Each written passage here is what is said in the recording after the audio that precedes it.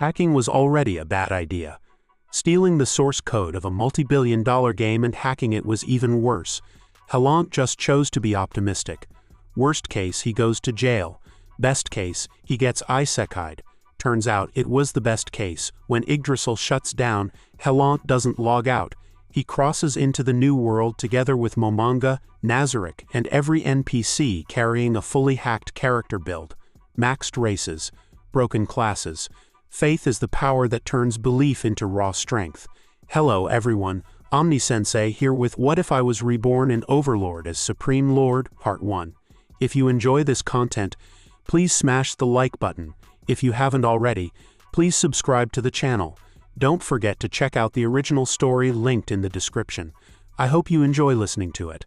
Night fell as dark clouds covered the sky, and the cold wind cut to the bone. The young man gripped the USB drive and hurried into the dim rental room through the biting wind. Click. He went straight to the computer, found the port, and plugged it in. Lines of code immediately appeared on the screen. I've finally gotten the source code for YGGDRASIL. Success or failure depends on this one move. He stared at the monitor, his eyes bloodshot, dark circles heavy beneath them.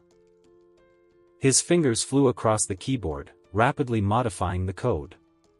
While working, he glanced at the time in the corner of the screen. 2300 hours. Time is of the essence. Buzz. Just then, the phone on the desk vibrated and lit up. It was an in-game message. Helant-san, in 1 more hour, YGGDRASIL will shut down completely. Nazarick was built by everyone. Please, you must come online to say goodbye. Momonga. The young man only spared it a cursory glance. His fingers moved so fast they left afterimages under the glow of the screen, lines of code streaming across the display. Don't worry, I've prepared for over 20 years. There's no way I'll mess up at the final moment. At the same time, inside YGGDRASIL. Then, Momonga-san, let's meet again if fate allows. Ah, Harahiro-san. Please, take care. Momonga withdrew his skeletal claws, murmuring Harahiro's words. Meet again if fate allows. He looked up at the magnificent round-table conference room before him. The 42 empty chairs each represented a former companion.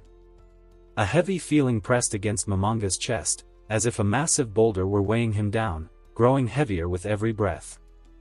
He couldn't help but open his friend list again. Helant, offline.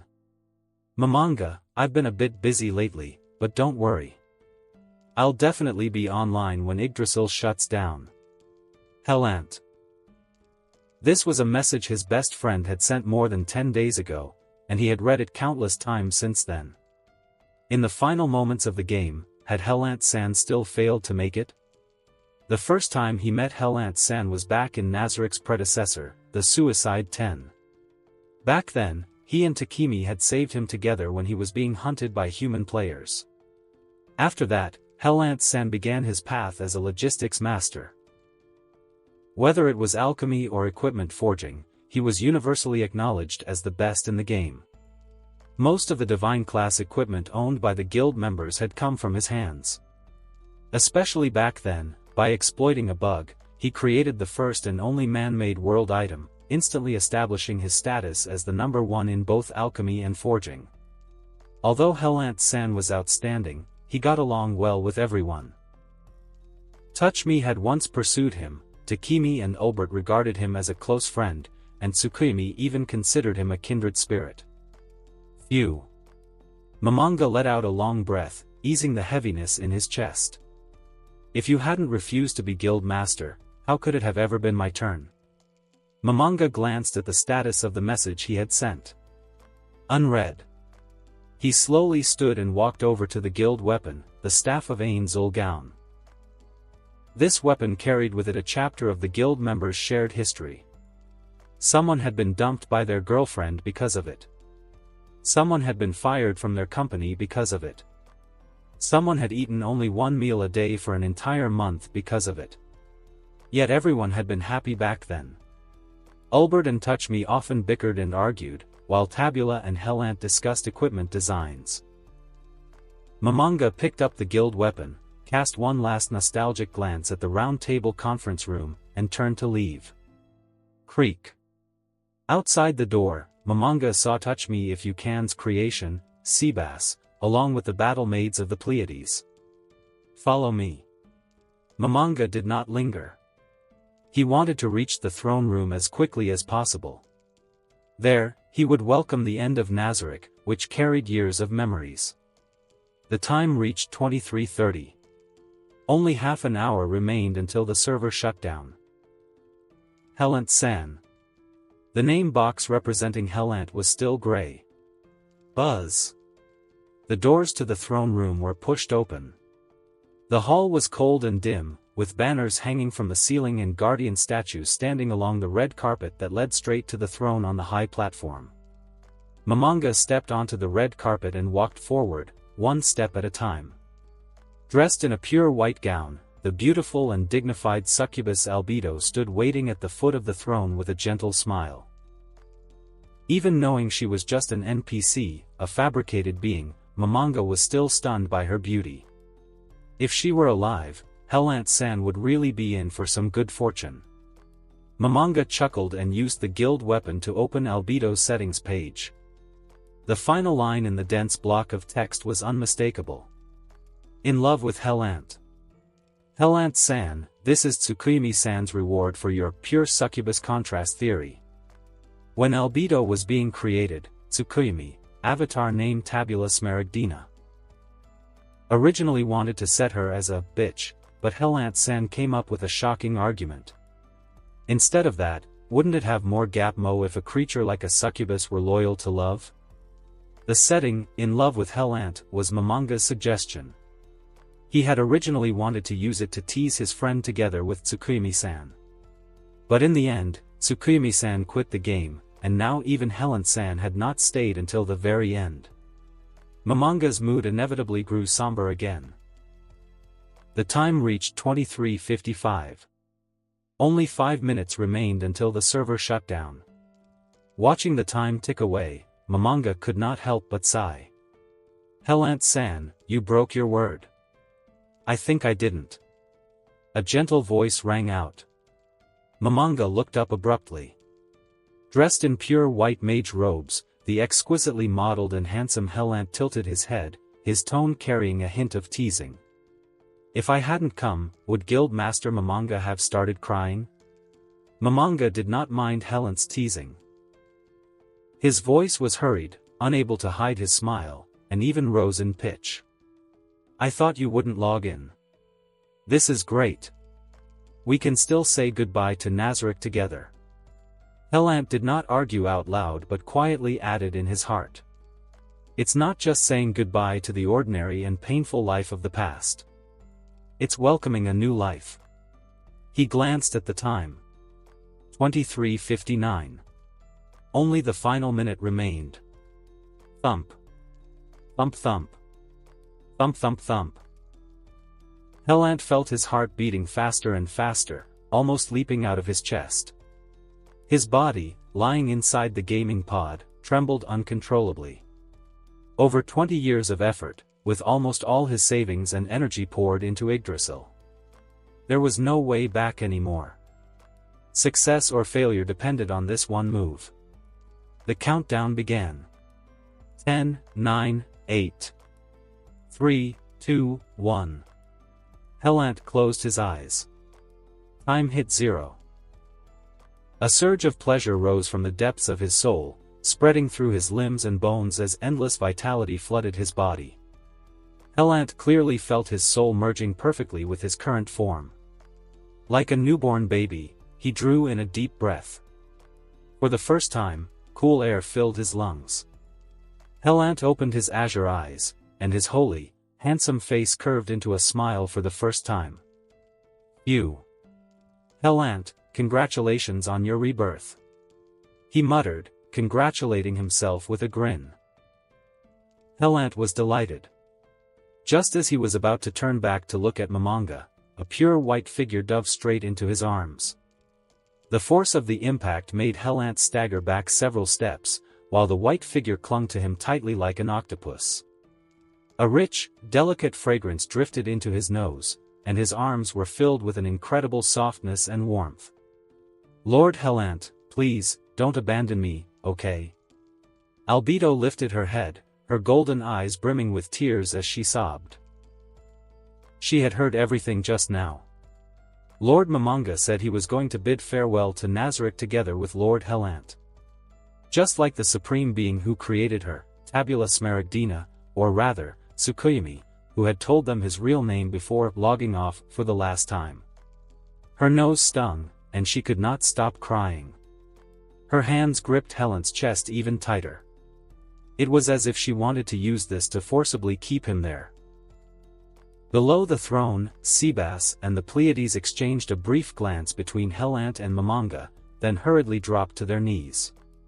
"We beg the supreme beings, please do not abandon us." Even Seabass's voice carried a tremor of urgency. On the throne, Momonga opened his mouth wide, the red light in his eye sockets flaring brightly.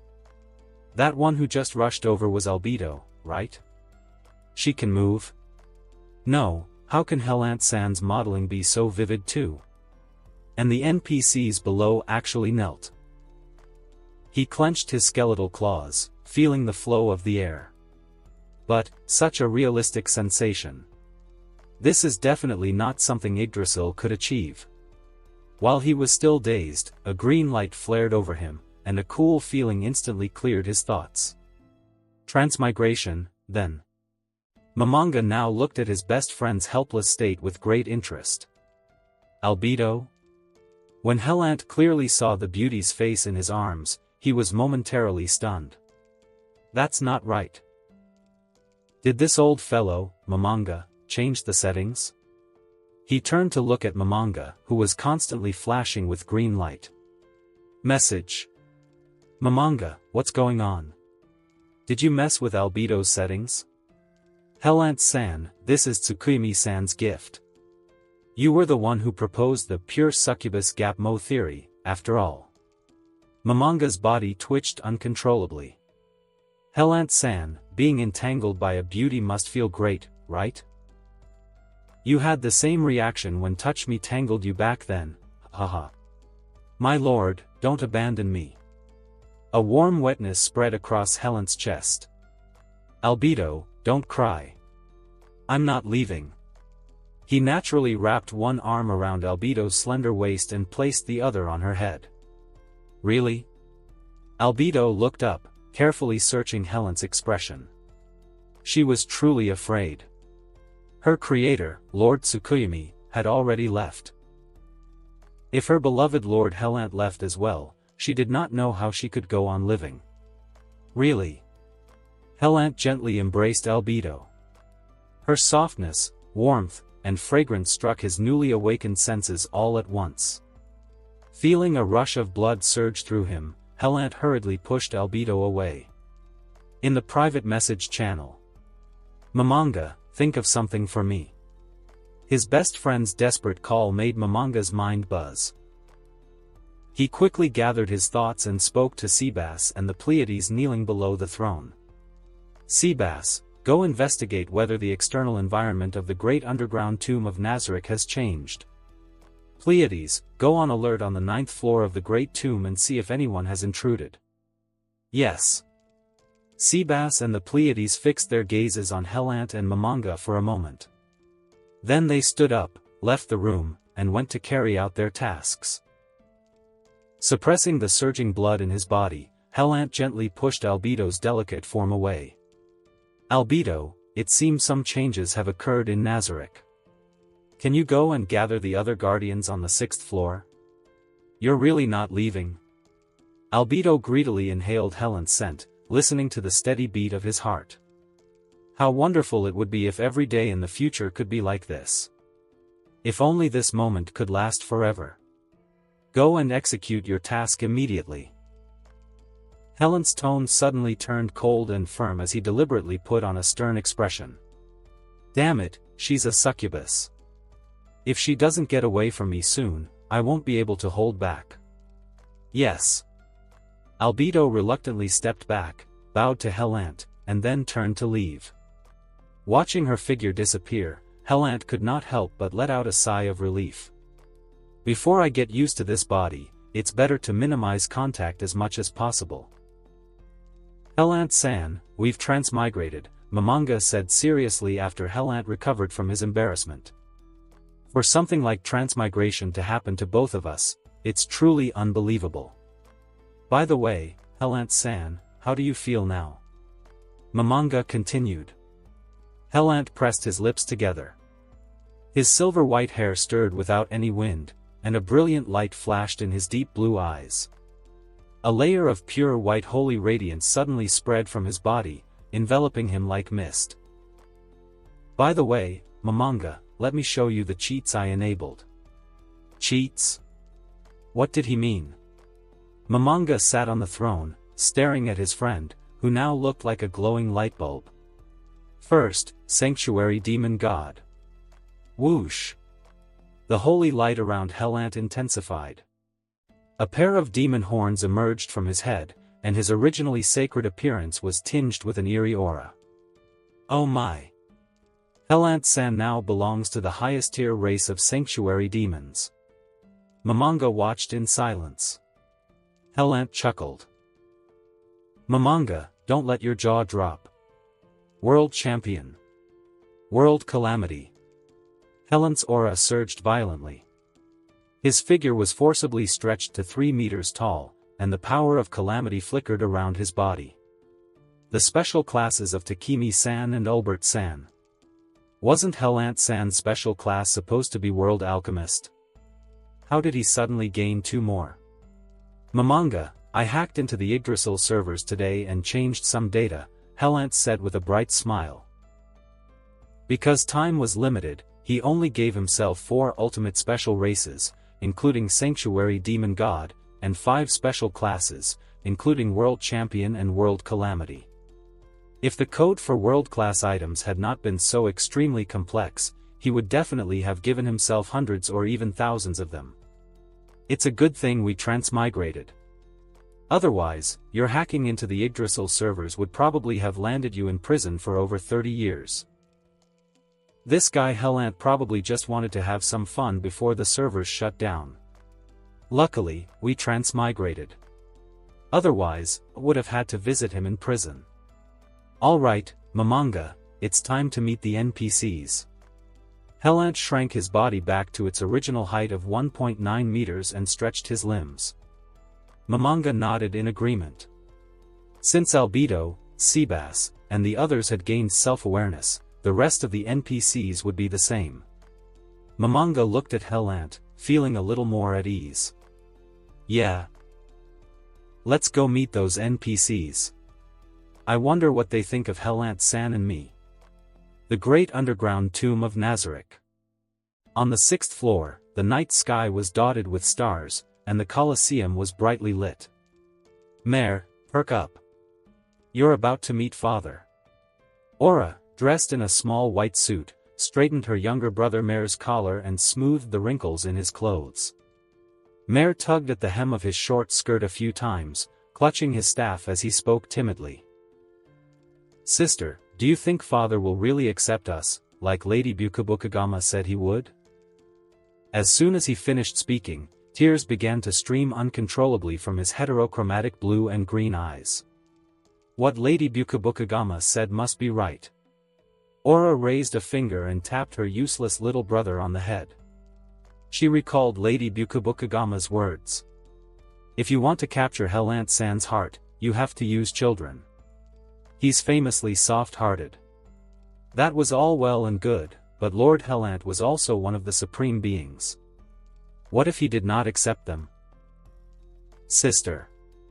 Aura looked at her brother's delicate, tearful appearance, and her eyes lit up slightly. Mare, make sure you look cute when you cry later. Mare?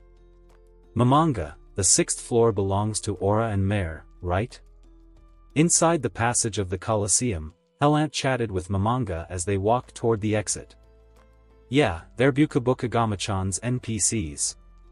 Momonga seemed to recall something and teased in a cheerful mood. If you had made things official with Bukabukagama back then, Aura and Mare might already be calling you father now. Helant stepped out of the passage, a smirk tugging at his lips as he glanced sideways. That's impossible. Before he could finish, he heard a lively voice shout out. Father. Aura dragged Mare along, charging forward with the momentum of an entire army, rushing like a young calf until she stopped right in front of Helant. She pulled Mare into a proper standing posture and flashed a bright smile. Hello, father. And hello to you too, Lord Momonga. Mare kept his head lowered beside her and said timidly, Hello, father. Hello, Lord Momonga. Momonga could not help but laugh and tease, so what were you about to say just now?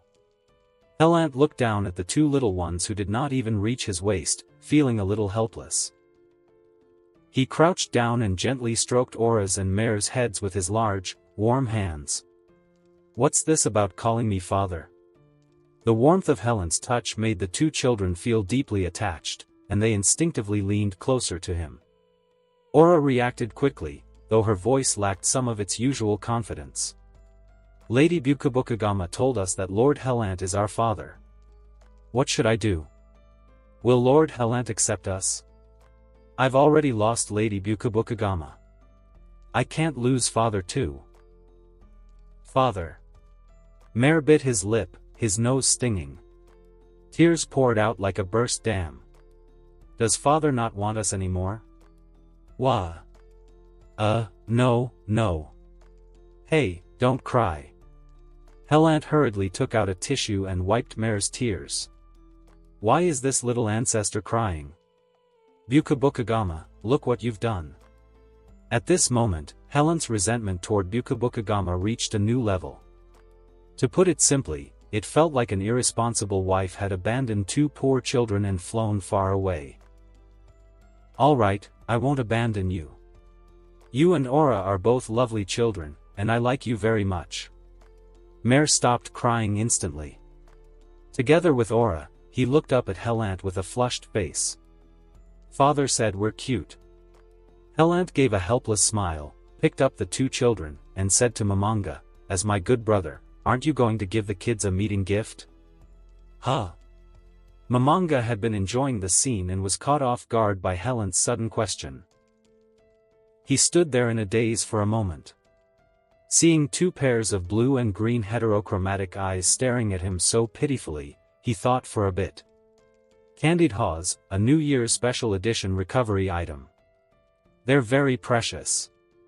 Momonga reluctantly took 2 sticks of Candied Haws from his inventory. With great hesitation, he handed them to Mare and Aura. Thank you, Lord Momonga.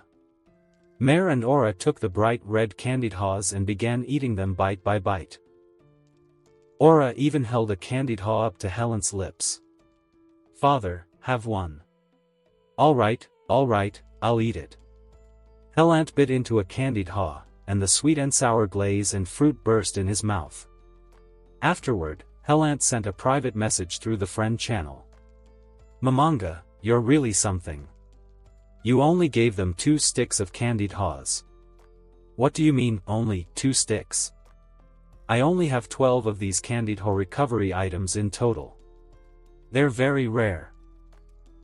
Momonga looked at his inventory with heartache, then shot Helant a resentful glance. Helant laughed helplessly. He had forgotten that their guild master's nickname was Hoarding Squirrel. Although the Candied Haws looked ordinary, they were indeed a New Year's recovery item released in a past year, limited to 12 per person and meant specifically for collectors. It seems our Nazarick logistics master has become a real winner in life. Arriving in a new world with a son, a daughter, and a beautiful wife. Momonga noticed that Aura and Mare looked blissful in Helant's arms, while Helant quietly watched the 2 little ones eat, occasionally accepting the food they offered him. The scene truly looked like a happy father with both a son and a daughter. Bukabukagama-chan, well done.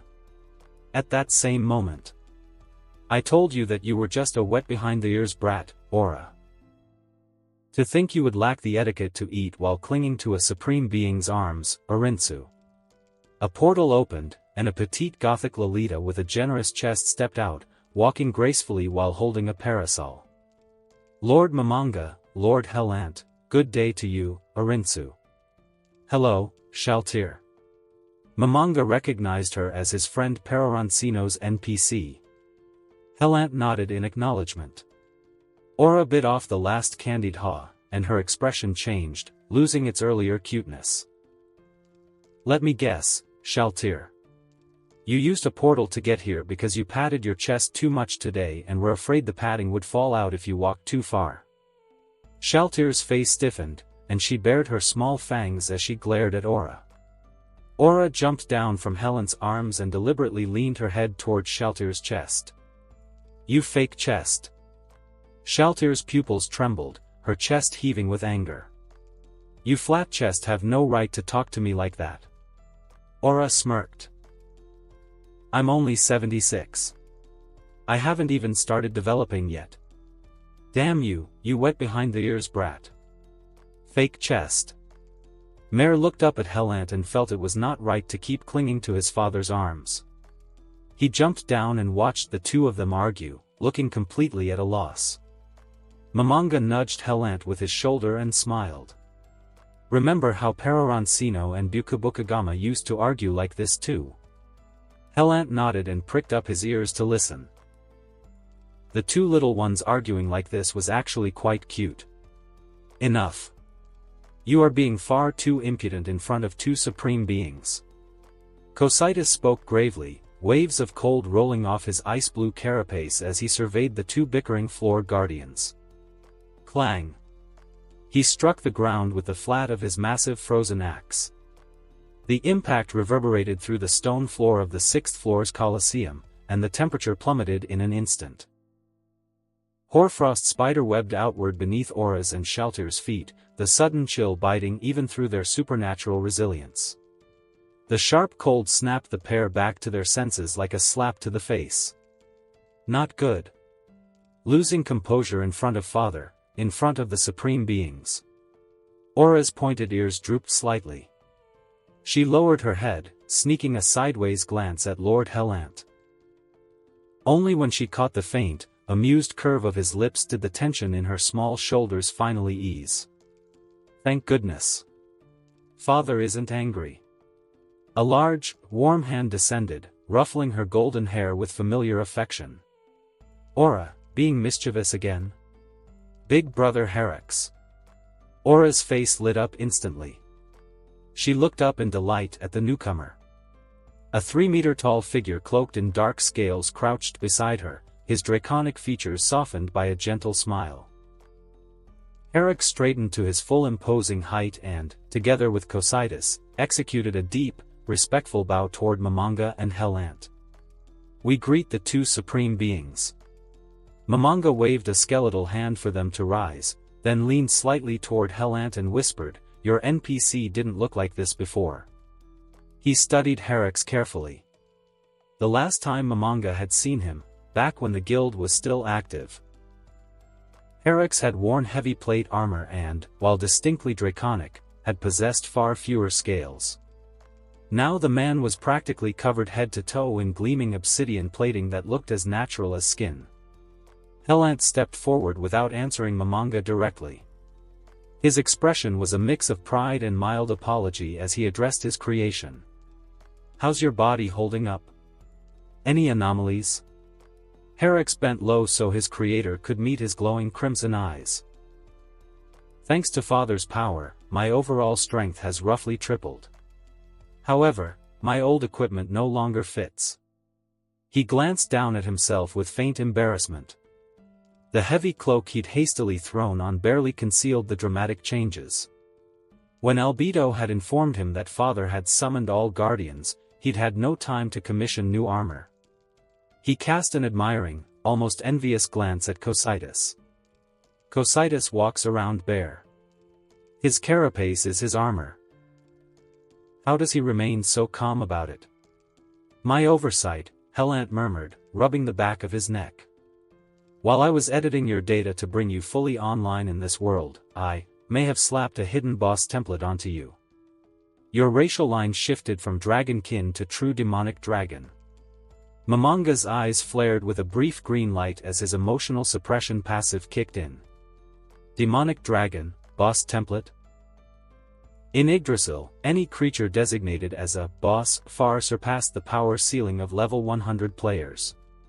Some required entire raid alliances and multiple world items to defeat.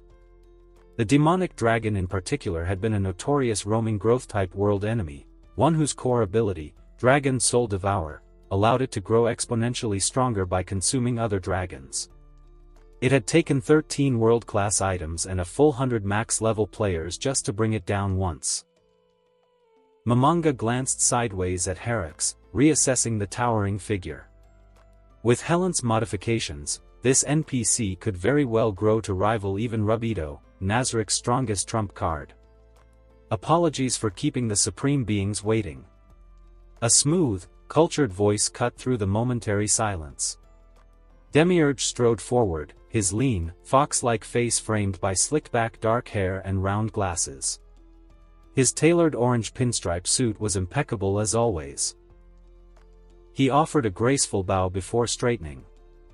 Helant turned to greet him, but before he could speak, a pure white blur slammed into his chest with enthusiastic force. Lord Helant. Helant staggered half a step, his vision briefly filled with flowing, beautiful hair and black wings. Albedo clung to him tightly, pressing her face against his chest as her maidenly scent, something sweet like vanilla and night-blooming flowers, filled his senses. Albedo, behave yourself.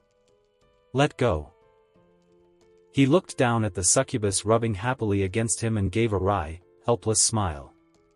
The little demoness had absolutely no restraint, she pounced on him like an overexcited puppy whenever the mood struck her. Fortunately, after repeated incidents, he had grown accustomed to it and no longer flushed bright red. Lord Helant, it has been dozens of minutes since I last saw you, Albedo protested softly, golden eyes shining with unabashed adoration. Her black wings fluttered behind her like an excited bird's. Still, she reluctantly released him and stepped back with practiced grace. Clinginess without tact would only weary her beloved, and business came first. Composing herself in an instant, she turned and addressed the assembly with crisp authority. All floor guardians are now present except Gargantua on the 4th floor and Victim on the 8th, who remain on standby as per protocol. She dropped smoothly to one knee, the other guardians following suit in perfect unison, Cocytus, Demiurge, Herex, Shaltir, Aura, Mare, and the shadows of Seabass and the Pleiades lingering respectfully at the edges. Then let us renew our pledge of eternal loyalty to the supreme beings. Albedo's voice burned with fervor. Demiurge's tail flicked with barely contained excitement. Herex's draconic eyes gleamed with devotion. Even the usually aloof Shaltir and energetic Aura knelt in solemn silence. Before them stood Momonga and Lord Helant, two of the 42 gods who had created the great tomb of Nazarick. Momonga glanced uncertainly at Helant, who offered an encouraging nod and a small smile. Go on, guild leader. They're waiting for you. You will become a leader in your own right, Helant added softly. Momonga's skull offered no expression, but inwardly he smiled wryly. A leader, indeed. Those fervent, worshipful gazes felt like hundreds of ants crawling over his bones. Nervousness surged, then fear, and then... boom! An aura of pure despair erupted involuntarily from Momonga's body. The air grew heavy and frigid, an oppressive silence spreading through every guardian like the shadow of death itself. They all thought the exact same thing in that instant. This is the guild master of the 42 supreme beings. Death incarnate. The final ruler of Nazarick. Momonga quickly reined in the aura and cleared his throat. Thank you for gathering so promptly. I am Momonga, guild master of Ain Zulgaun, and the last member of the guild to remain. Albedo rose first, her voice ringing with solemn pride. Your words humble us, Lord Momonga. We are but dust beneath the feet of the supreme beings, servants created to carry out your will. Behind her, the other guardians nodded in perfect unison, their loyalty unwavering. They existed for no other purpose than to serve the supreme beings who had given them life. Momonga nodded, then turned the floor over to his old friend. Helant stepped forward. Soft white holy light began to shimmer around him like a gentle halo. His long silver hair drifted weightlessly, and his deep blue eyes radiated warmth. "You are the children of my comrades and myself," he said, voice steady and kind. "I know each of you better than anyone. Your strengths, your personalities, and the love and effort poured into your creation. You are the finest, most loyal beings I could ever ask for." As he spoke, the gentle radiance spread outward, sweeping away Momonga's lingering deathly chill like a warm spring breeze after winter. The guardians felt bathed in sunlight, tension melting from their bodies. Where Momonga inspired awe and terror, Helant evoked something softer, parental affection, pride, and safety. They saw him not as an untouchable overlord, but as a kind and loving father. Father. The word slipped unconsciously from Mare's lips. Aura and Herrick smiled without realizing it, cheeks faintly flushed. Albedo clasped her hands over her heart, golden eyes misty. "We swear," Albedo declared, voice trembling with emotion, "we will never bring shame upon our creators, the supreme beings who granted us existence." Behind her, every guardian echoed in perfect, thunderous unison. "We swear." To be treated like a child by their most beloved supreme being was the greatest grace imaginable. Even the usually rational and composed demiurge, the demon whose mind spun intricate webs of strategy and inference, felt his composure crack. His breathing grew subtly heavier without him noticing, and a searing wave of heat surged through his sharp intellect, momentarily shattering his eternal calm.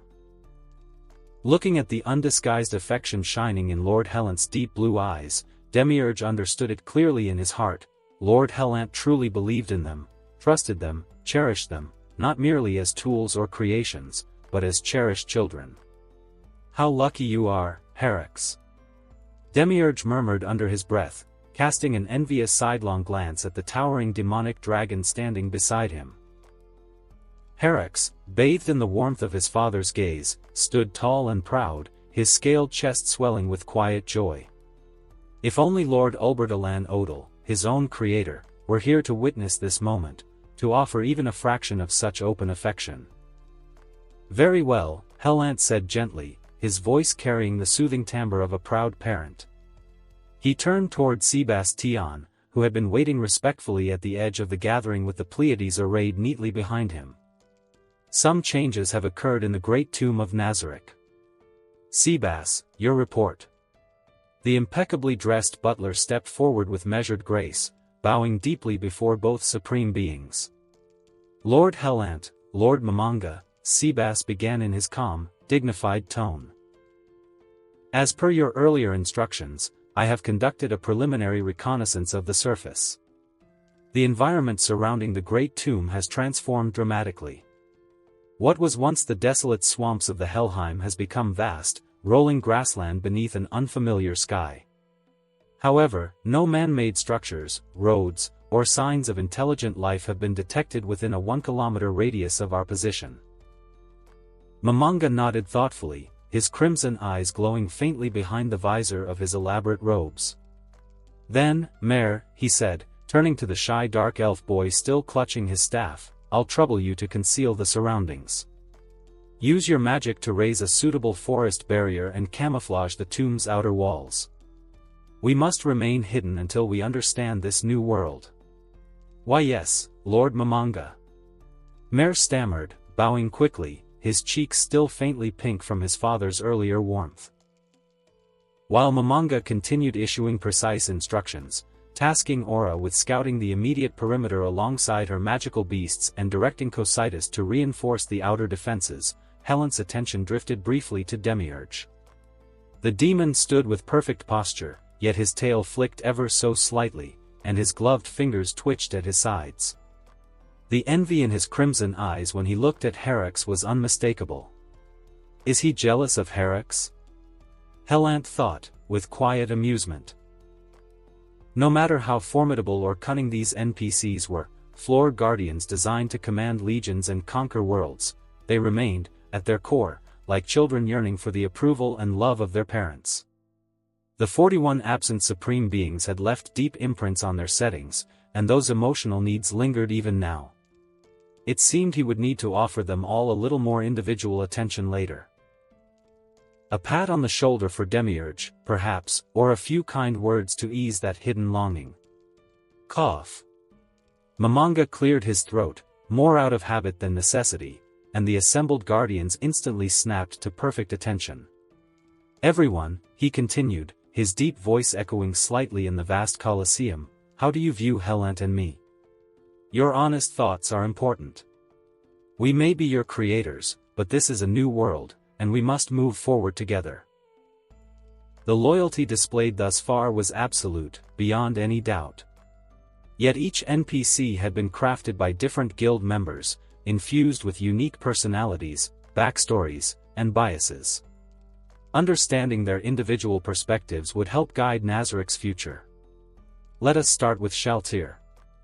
The vampire floor guardian lifted her head, her pale cheeks flushed a delicate crimson that contrasted beautifully with her silver hair. Lord Momonga, she declared breathlessly, is the most beautiful existence in all the worlds, the very crystallization of perfection and beauty itself. Her ruby eyes sparkled with obsessive adoration before shifting to Helant. And Lord Helant is an even more benevolent and warm deity, a guiding light whose kindness rivals the sun. Next came Cocytus, his mandibles clicking respectfully. Lord Momonga is the wise ruler who commands absolute power. Lord Helant is the honorable warrior who embodies mercy and strength. Mare whispered timidly, Lord Momonga is very cool and strong, and Lord Helant is the kindest father. Aura puffed out her small chest proudly. Lord Momonga's super reliable as the guild master. And father, Lord Helant, is the best dad ever. Demiurge adjusted his glasses, a faint smile playing on his lips. Lord Momonga is the unparalleled leader whose intellect shapes destiny. Lord Helant is the compassionate creator whose trust inspires infinite loyalty. Finally, it was Herex's turn. The massive demonic dragon knelt fully, lowering his horned head until it nearly touched the ground. My most beloved father, he rumbled, voice thick with reverence as he gazed up at Helant, the most perfect supreme being whose light I will follow until the end of time. Then came Albedo. She rose gracefully, her black wings folding neatly behind her as she first addressed Momonga with solemn respect. Lord Momonga is the supreme leader of all the 41 supreme beings, the one who remained to guide us when the others departed. Her golden eyes then turned to Helant, and her entire demeanor softened dramatically. The formal subordinate melted away, replaced by the tender gaze of a woman deeply, hopelessly in love. Lord Helant, she continued, voice dropping to a warm, intimate murmur, is the greatest master I could ever serve, and the person I love most deeply in all existence. Albedo's gaze burned with raw intensity, like a pool of molten gold reflecting only Helant's figure. Her cheeks flushed faintly, and her gloved fingers tightened at her sides as though resisting the urge to reach out. All right, I understand. Helant reached out and stroked Albedo's cheek. The warm, delicate sensation under his fingertips made him squeeze it a few more times without realizing it. Albedo's pupils trembled violently, her face flushed, and her breathing quickened. Lord Helant touched my face. I should jump him. Run up and kiss him. We still have things to do, so we'll be heading back first. The figures of Helant and Momonga vanished in front of everyone. Albedo knelt on one knee, her slender hand covering the reddened spot on her cheek where it had been squeezed. She giggled foolishly. Lord Helant touched me, hee. The guardians immediately stood up. Mare hugged his staff with a happy expression. Father is so warm. Brother, why have you grown so tall? Aura held Herex's hand. She had wanted to ask earlier. The original brother Herix was not even 3 meters tall, and he would not have gone around wearing only a cloak. As soon as she said this, all the guardians turned their gazes toward Herix. They had noticed it too, but with the 2 supreme beings present, it had not been appropriate to ask. Under the lights of the arena, Herix's mouth split into a fierce smile as he said proudly, "Father changed my settings yesterday through a world item called Hack King. Herix was extremely happy. There was nothing more joyful than having his creator remain in Nazarick. Lord Guardians, the 2 supreme beings have gone to rest. I must go and make arrangements, so please excuse me." Seabass straightened his back, gave a respectful bow, and prepared to leave. Hearing this, Albedo said excitedly, "Seabass, if Lord Helant has any needs, please be sure to notify me." If. Before she could finish, Seabass frowned slightly and turned to leave decisively. The Supreme Being needed his service. Listening to another word was a waste of time. Seabass is just stubborn, Demiurge thought to himself. He then turned to Shaltir, who was still kneeling on the ground. "What's wrong, Shaltir?" Facing the concerned gazes of the guardians, Shaltir's face flushed, and her whole body trembled. My underwear is in a bad state.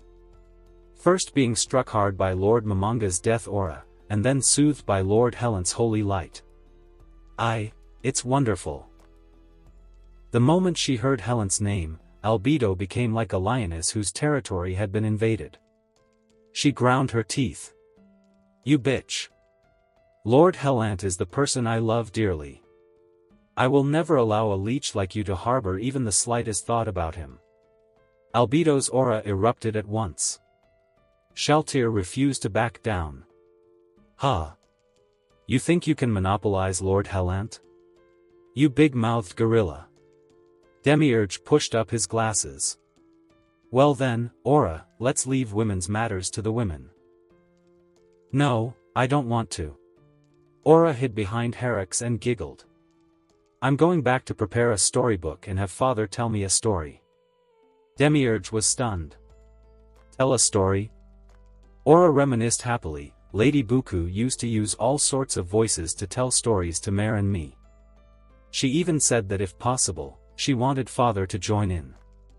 "Father? I wonder, if Lord Ulbert..." "No, that's not right. Even if Lord Ulbert were here, he wouldn't be the kind of father who tells stories to children."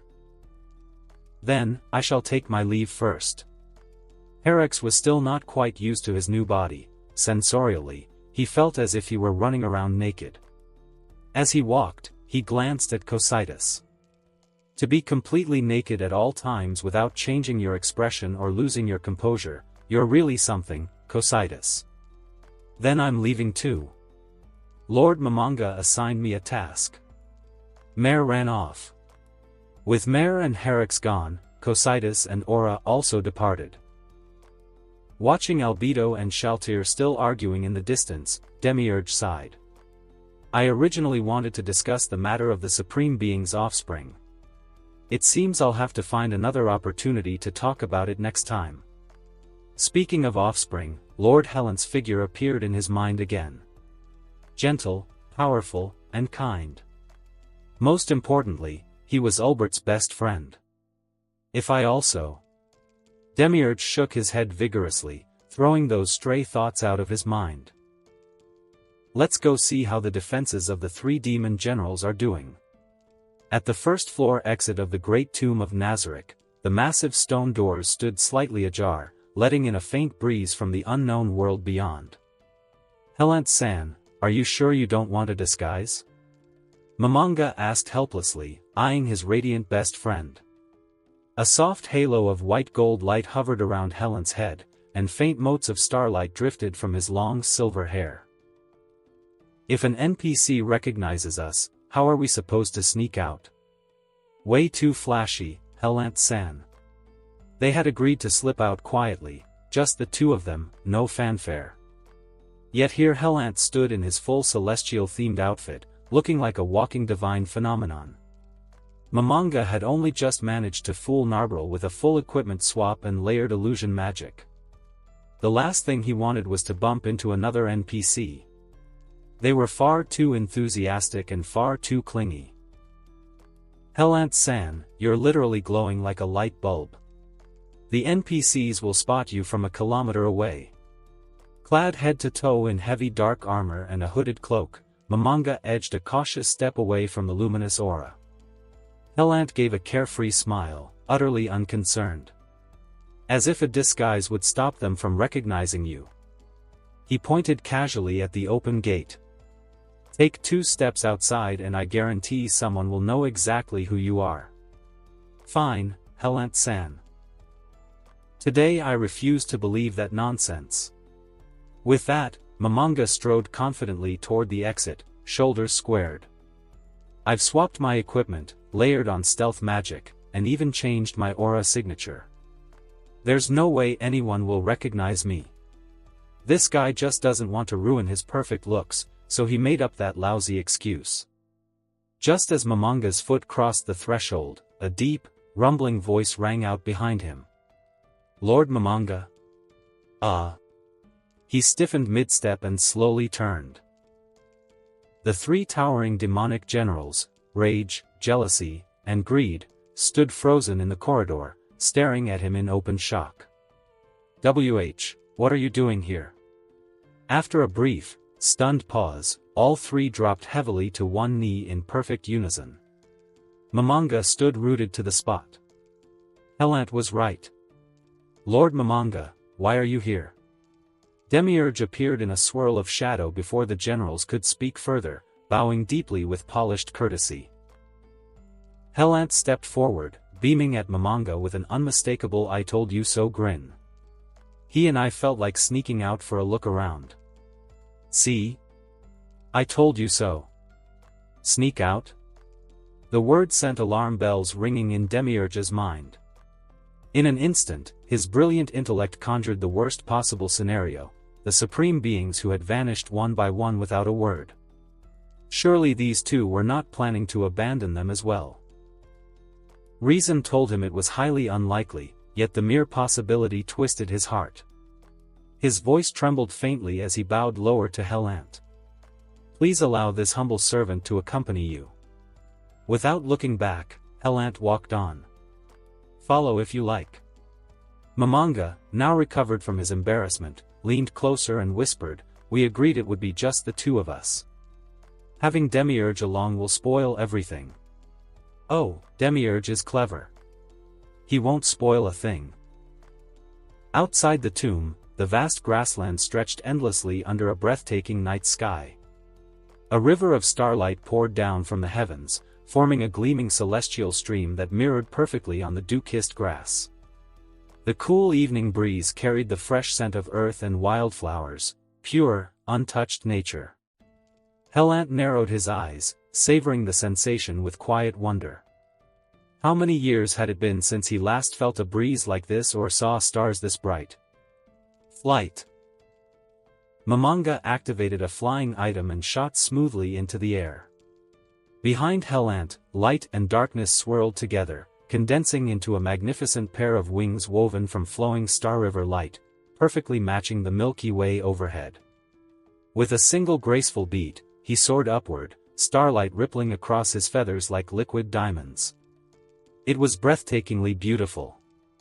A super-rare collectible outfit. Momonga muttered, casting an envious glance at his own item vault. A sour pang twisted in his chest. If only I'd grabbed a few sets.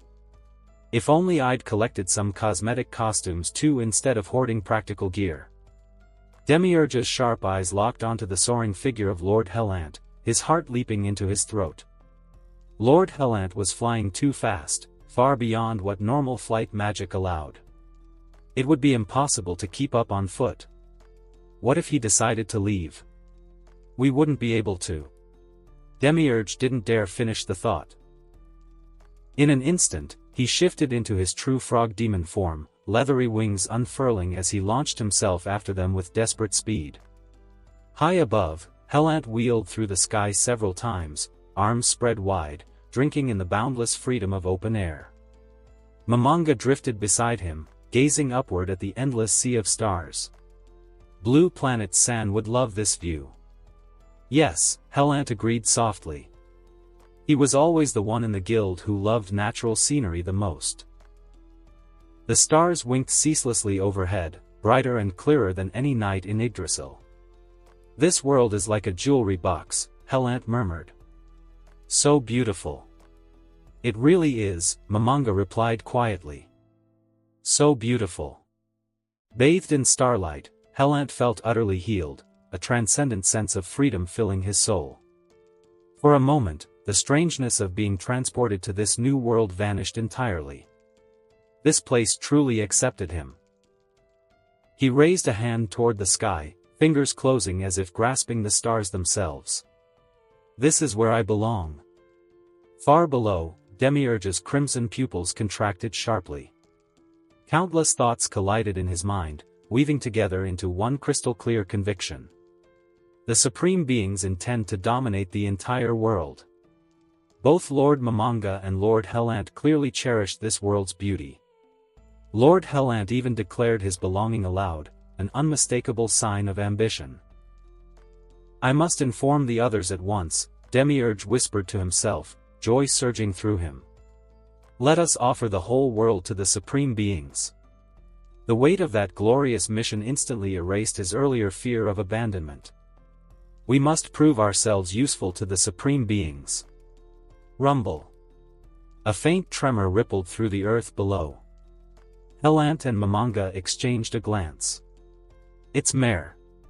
Let's go down and take a look. Helant folded his starry wings and dove, carving a brilliant streak of light through the night sky. On the surface, Mare stood with his staff raised high, face scrunched in concentration as he poured mana into reshaping the terrain.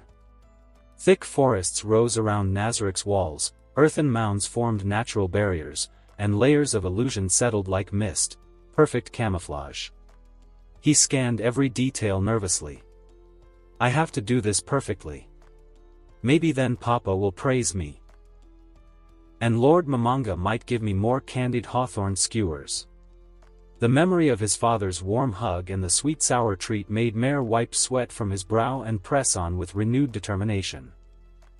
Nice work, Mare. A gentle voice sounded right behind him.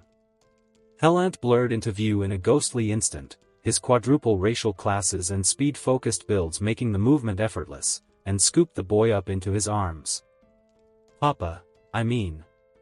Father. Mare's eyes went wide, cheeks flushing bright red. Why are you here? Helant ruffled his dark hair affectionately. I came to see if you were slacking off, of course. And no. I'd never slack. Mare's face paled in panic. Did Papa not trust me? Don't let him scare you, Momonga said as he landed a moment later, amused. He couldn't help marveling again at his friend's ridiculous speed. If this had been PvP, Mare would already be dead. Reassured, Mare looked up at Helant with hopeful eyes. Our adorable Mare, Helant chuckled, tousling the boy's hair vigorously until he giggled. Of course I trust you without question. It looks great, Mare, Momonga added, inspecting the newly formed forest ring and illusion veil. Nazarick was now perfectly hidden from casual view. Good job. This is for you. He produced a ring of Ain's ul gown, the guild's symbol of highest authority, and held it out. Mare's eyes sparkled as he accepted it reverently. Watching from a respectful distance, Demiurge's muscles tensed, his gloved fingers tightening as he fought to hide the quiet, burning longing in his heart. A ring of Ain's ul gown. How he wished to prove himself worthy of such trust one day.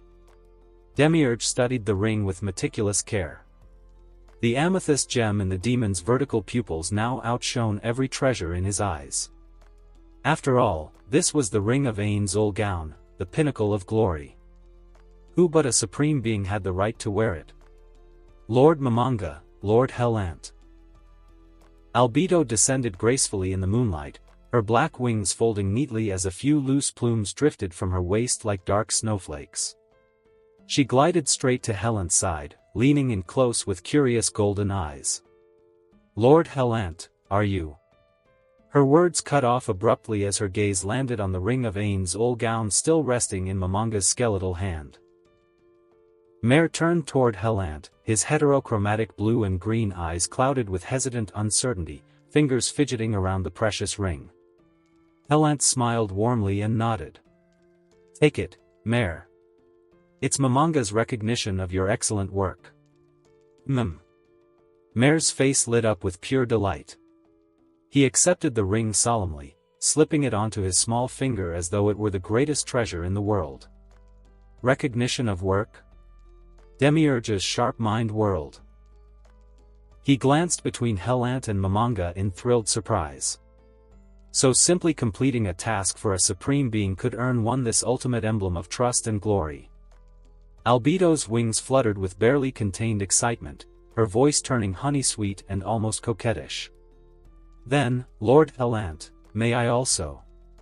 Her gaze fixed dreamily on the ring gleaming on Mare's finger.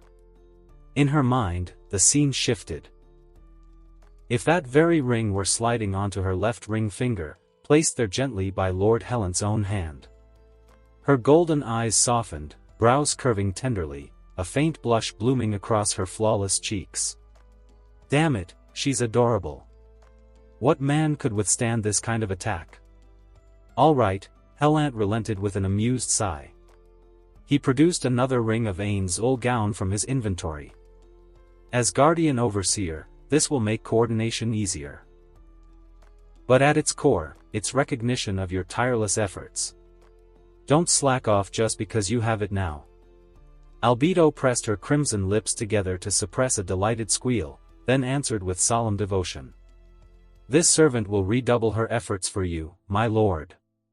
She paused, voice dropping to a playful murmur. Still, if it were a ring with other meanings, I'd be even more motivated. She didn't spell it out, but everyone present understood perfectly. The air practically shimmered with her unspoken proposal. Lord Helant. Albedo stepped closer and hugged his arm tightly, pressing herself against him. Helant's arm vanished instantly into overwhelming softness. Warm, yielding pressure rippled across his skin, and beneath it he could feel Albedo's heart pounding like a war drum. Helant-san, whatever happened to your initial fluster? Momonga's mood soured as he watched. He'd secretly hoped to see his old friend turn bright red and stammer. Instead, he now felt utterly superfluous, like a third wheel glowing in the dark. He glanced back at Demiurge, who had remained silent and stiff throughout the exchange. At least I'm not the only spare part here. Demiurge, Momonga said awkwardly, your ring, next time, okay? Demiurge's entire body tensed, the last flicker of hope guttering out. If only he could receive it now, like Mare and Albedo. Helant shook his head inwardly. Momonga, couldn't you spare the child's feelings? Pointing it out when he's the only one without one. He gently extracted his arm from Albedo's embrace and walked over to the crestfallen demon. Here. Helant pulled a photograph from his inventory, a cherished snapshot of himself and Ulbert Alan Odell, both grinning wide, flashing V signs in front of a defeated Dragon World boss. This is. It's Lord Ulbert. Demiurge accepted the photo with trembling gloved hands, eyes glistening as tears threatened to spill. Thank you, Lord Helant. His voice cracked with emotion. He traced the image reverently, Ulbert's dramatic pose, Helant's easy smile, and the colossal dragon corpse behind them. Warmth flooded Demiurge's chest, joy bubbled up uncontrollably, and his long tail began wagging despite his best efforts to remain composed. Right, Helant said lightly, I'm off to the heart of the sanctuary. Farewell for now. With a soft flash of light, he vanished via teleportation. Momonga stared at Demiurge's radiant expression, stunned. Damn, why didn't I think to comfort him like that? Honestly, Helant-san really should have been Guildmaster. Albedo offered Momonga a graceful curtsy before taking Mare's hand and teleporting away. The night was still long, she had a very special surprise to prepare for her beloved. Heart of the sanctuary. A brilliant white sun hung eternally above a boundless sea of fluffy clouds. Atop that heavenly expanse stood an immense, radiant palace, its spires and walls glowing with pure holy light. Countless horned, exquisitely beautiful sanctuary demons flitted busily about, their white wings beating in disciplined rhythm. Most carried heavy loads of raw materials while shouted orders echoed through the open sky. Alchemy team, 10,000 health potions by the end of the shift.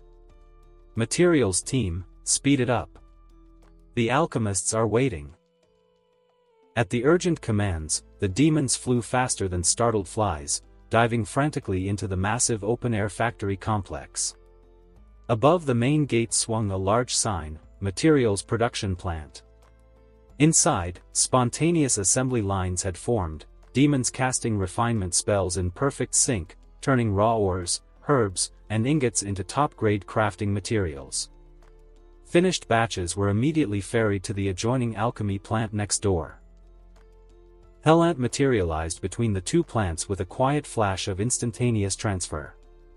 The moment he arrived, his powerful senses zeroed in on one particularly energetic demon overseeing the chaos. "You useless maggots, move faster. You labor for the Supreme Being himself, consider it the highest honor." A petite loli with a high ponytail and punk-style black vest stalked past the workstations, cracking a leather whip for emphasis. Metal studs glinted on her outfit, and a single tiny fong peeked from her smirking lips. "Maggots. Lord Helant gave our lives meaning. State your purpose loud and clear." To offer the finest alchemical products to the Supreme Being, the demons chorused back, hands blurring even faster. The loli clasped her hands behind her back and nodded in smug approval. "Huh. I can't move." As she turned to continue her rounds, an overwhelming will seized her body, freezing her in place. "Dominate minion. Mino, come here." Her vision blurred, then cleared to reveal a tall, silver-haired figure smiling down at her. Lord Helant himself. Mino let out an awkward laugh and hastily hid the whip behind her back. "My lord, couldn't you give a girl some warning before using that skill?" Her tone mixed playful reproach with timid affection. Helant's mouth twitched as he reached down and lifted her effortlessly by the collar. "Why did you turn this entire place into a sweatshop factory?" The last time he'd visited, only about a third of the sanctuary demons had been assigned to production. Now every single one, nearly 100,000, was crammed inside, toiling without pause. Mino bit her lip, golden eyes brimming with sudden tears. "I only wanted to give you a better life, more resources, more potions, everything you could ever need." Ouch. Helant flicked her forehead without mercy. "That's enough. I've read your profile, you know, black-hearted boss cosplay addict." He exposed the fake loli mercilessly. Mino had been the very first follower he summoned after binding the heart of the sanctuary. Sanctuary-generated followers were powerful but random in personality. She'd rolled level 100 with perfect Holy Light Mage specialization, far above the rest.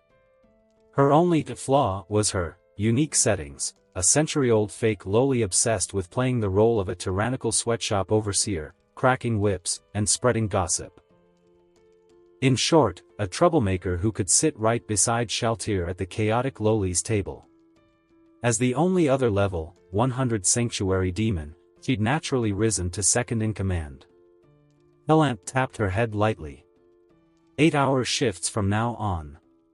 Weekends off. No arguments. Mino puffed out her cheeks in protest. Fine. Suddenly, the eternal daylight dimmed. A colossal shadow swept overhead as a titanic dragon eclipsed the white sun, circling with earth-shaking wing beats. Its predatory gaze locked onto Helant before it folded its wings and dove, the resulting gale churning the sea of clouds into a storm. Mino's face went pale. She darted behind Helant, clutching his cloak. "My lord, I'll protect you." Helant sighed, lifted her again, and gently set her in front of him. "How exactly are you planning to protect me from behind me? Come on, go say hello." Roar! The demonic dragon's colossal body completely eclipsed the white sun and the endless sky. Its terrifying maw yawned wide, revealing rows of serrated fangs that gleamed like obsidian blades. A wave of primal terror rolled outward. Mino's face turned deathly pale. She instinctively shrank back. "I'm just a weak, pitiful level 100 mage. Barely a mouthful for you. Eat the guy behind me instead." Whoosh! A violent gale blasted past, whipping her high ponytail and sending her punk vest flapping wildly. Mino squeezed her eyes shut, waiting for the inevitable. When nothing happened, she cautiously cracked one eye open. The monstrous dragon was gone.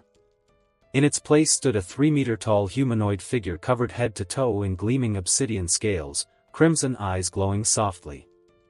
"Father, I'm here. Father." Mino studied the newcomer carefully. Though the thick scales obscured much of his face, she could still make out those once heroic, familiar features. "You're Herex. How did you end up like this?" "Oh, it's you, Mino." Herex grinned, revealing sharp fangs. "Father changed my race to true demonic dragon through Hack King. He stepped respectfully to Lord Helant's side, towering yet deferential. Mino wriggled free of Helant's hand, puffed out her cheeks until they looked like steamed buns, and jabbed a pale finger hard into Helant's waist. "Why didn't you tweak my body type too? You know big breasts are my favorite." She loved Albedo's figure. It was literally written into her settings, a deliberate contrast to her own petite frame. Watching the little loli's puffed up, indignant cheeks, Helant simply smiled and said nothing. "Petite is cute too. No need to change. Trash tier supreme being." Furious, Mino swung her tiny fists in a blur of afterimages, pummeling Helant's stomach with all the force a level 100 could muster, which, to him, felt like gentle taps from a kitten. When she finally ran out of steam and stood there panting, Helant spoke calmly. "Go to the Faith Pool." The so-called Faith Pool was a world-class item Helant had created by exploiting one of Yggdrasil's most infamous bugs, the only man-made world-class item ever successfully forged by a player. In Yggdrasil, the Faith branch of magic was a unique system with deep lore. Mortals worshipped gods, generating faith power that the deity could draw upon to grant blessings and strength in return. Then came the patch that introduced the bug. If a player attacked alchemical base materials with certain faith spells, the effect would automatically enchant the material with affixes normally exclusive to crafted items. Normally, items with existing affixes could not be re-enchanted, you had to destroy and remake them from scratch. But these bugged faith enchantments could be perfectly inherited through crafting, allowing absurdly overpowered gear, potions, and consumables to flood the market for a brief, chaotic window. When the bug was discovered, the entire game went mad. Helant, already possessing the ultra-rare World Alchemist class and capable of reliably crafting the highest-tier non-world class items, saw an opportunity no one else dared pursue. He quietly bought up massive quantities of faith-enchanted materials, then used those bearing the rare, Faith Convergence affix as the core component to forge a single, impossible item. A sphere capable of gathering and storing faith power itself, bearing the legendary, World Shelter affix. Helant gazed at the gold and silver orb floating before him now, memories surfacing. "Back then I didn't think much of it," he murmured. "Yet it shaped who I am now." With a single thought, the accumulated faith power condensed into a radiant sphere of gold-and-silver light and drifted into his palm. In the game, faith power had been flavor text at best. Here, in this new world, it was real, a tangible, living force. Faith Devourer. A terrifying, insatiable hunger erupted within Helant. The sphere in his hand vanished like dust caught in a hurricane, completely, ruthlessly devoured. Boom! The instant the power entered him, Helant's aura exploded. Crushing pressure swept outward in a violent shockwave. The sea of clouds was torn apart. The white sun itself seemed to dim. 100,000 sanctuary demons froze mid-motion, blood turning to ice in their veins, minds blanking under the weight of divine wrath. Mino, tears springing to her eyes, darted behind Herex, face white as paper. Herex dropped heavily to one knee, scales rattling as he fought the instinctive terror shaking his soul. So strong. He had already begun adjusting to the raw stats of a world boss-tier demonic dragon. Gearless, he could still crush 4 or 5 top-tier players on paper. Yet before this aura, he felt like a leaf in a typhoon, utterly helpless. After what felt like an eternity, the terrifying pressure finally began to recede. Mino, eyes glistening, ventured timidly, "Lord Helant." Helant looked down at her pitiful expression and chuckled. "What's wrong? You look like you've seen a ghost." I thought you were angry." Her voice was tiny. In her settings she was a bratty troublemaker who flirted with danger for fun, but deep down she was fiercely loyal. Unlike Herex, an NPC personally handcrafted by a supreme being, she had been randomly spawned by a world-class item, more like a stray child Helant had taken in along the way. That made her far more sensitive to his mood. "It's fine," Helant said gently, patting her head. "I just lost control for a moment." He opened his status window. Helant. Level, 100, progress, 0.1%. In lore, Faith Power was the mysterious force that strengthened gods.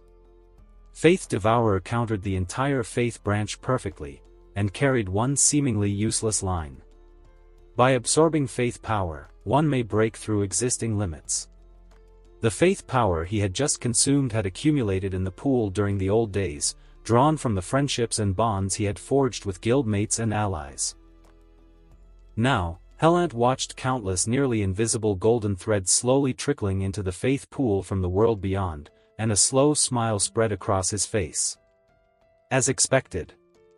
Build trust, earn adoration and worship, and Faith Power flows without end. "Father," Herex asked hesitantly, still kneeling, "just now I sense traces of Lord Takemi's and Lord Ulbert's power on you." Helant chuckled and allowed a hint of his aura to leak out deliberately. Whoosh! Spatial distortion, apocalyptic calamity, eternal life sustenance, sanctuary dominion, and raw faith-devouring hunger, all shimmered around him in a breathtaking display. World champion. World calamity. Eternal life sustenance. Sanctuary demon god. Faith devourer. Every unique race and class laid bare. "I tweaked my own classes and races as well," Helant said mildly. "Praise be upon you," Herex whispered, heart surging with awe. This was his creator, an awesome being of truly boundless might. Helant continued in a calm voice, "Herex, do you know why I changed you into a demonic dragon?" Herex blinked. "To become stronger?" "What's the demonic dragon's signature trait?"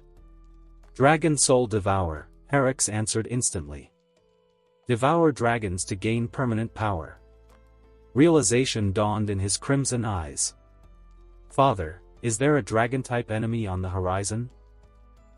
Lord Helant nodded slowly, his expression turning thoughtful.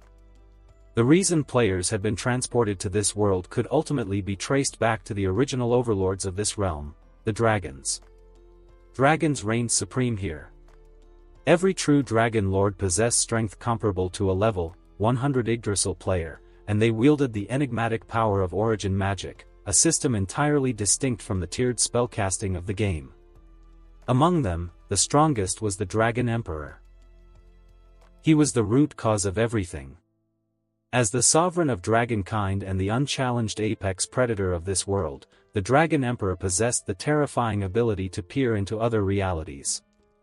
By sheer chance, he had discovered Yggdrasil, and the godlike power contained within its world-class items.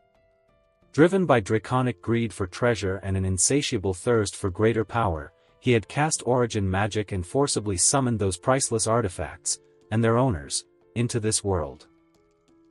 Helant could only recall these scattered fragments of lore from old forum posts and fanfic discussions, yet they were more than enough to shape his plans. He looked at Heryx's towering draconic form, eyes gleaming with approval. Heryx, dragonkind will be my great enemy in the future. You. He paused for a moment, choosing his words carefully. In the coming days, take your dragon form from time to time and go challenge the strong among dragonkind. Build a fearsome name for yourself. But remember, never expose Nazarick's existence, and never reveal that you are not a native dragon of this world. Yes, father, Heryx answered respectfully, crimson flames blazing brighter in his eyes. Dragons, is it? A perfect chance to test, dragon soul devour. Lord Helant nodded in satisfaction, then reached over and lightly pinched Mino's soft cheek. Don't forget. 8-hour workdays, weekends off. No excuses. With that, he vanished in a soft flash of teleportation. 9th floor of the Great Tomb. Royal Suite. Lord Helant's private chambers. Albedo stood before the full-length mirror, delicately touching up her light makeup. She had pinned her long silver hair into an elegant updo, leaving a few soft strands framing her face. The gray backless evening gown she wore clung to her curves like liquid moonlight, its deep open back exposing the flawless expanse of her skin. Under the warm, dim lamplight, the usual aggressive fire in her golden eyes had been carefully banked, replaced by a mature, refined allure, gentle yet magnetic. Lord Momonga and Lord Tsukuyumi once mentioned that Lord Helant actually prefers mature women. Albedo studied her reflection intently, turning slightly to admire the elegant lines of her silhouette. As a succubus, she innately understood beauty and seduction. She knew exactly how to wield it.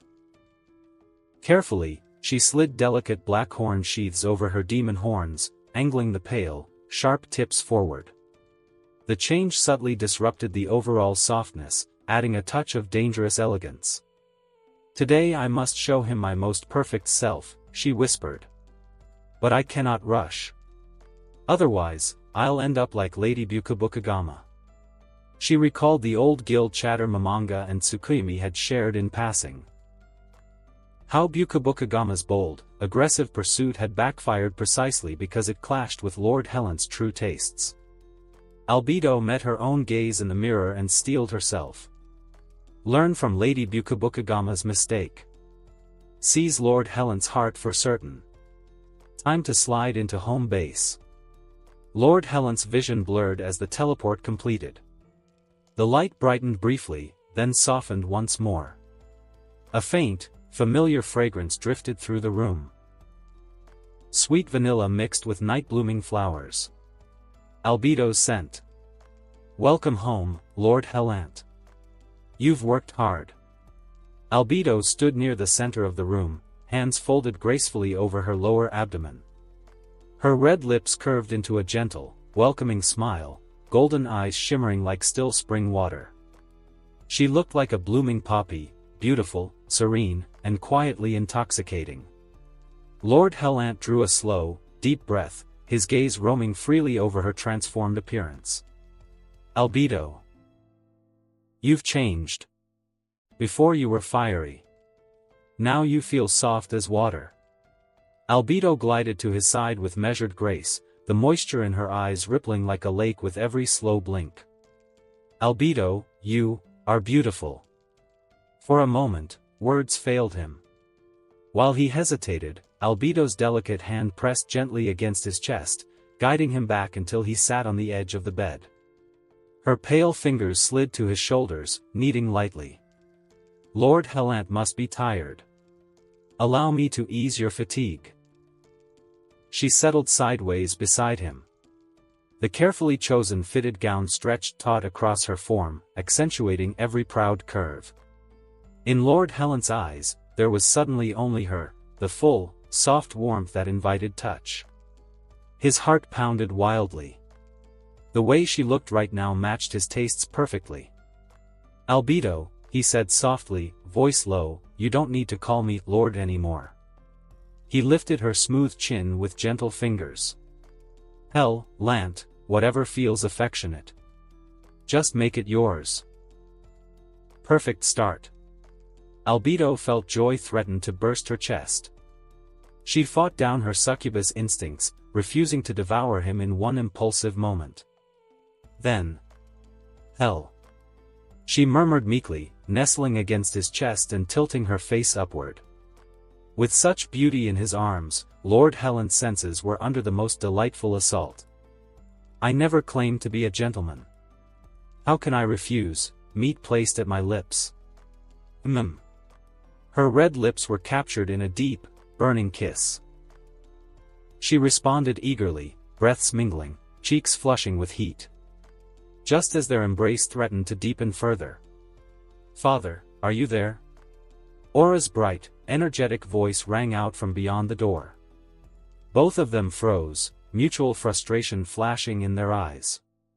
Especially Albedo. Flames roared behind her golden gaze. "Aura. So close. Just a little more." Lord Helant drew a long, steadying breath, quenching the fire Albedo had kindled. He caressed her cheek apologetically. "Next time.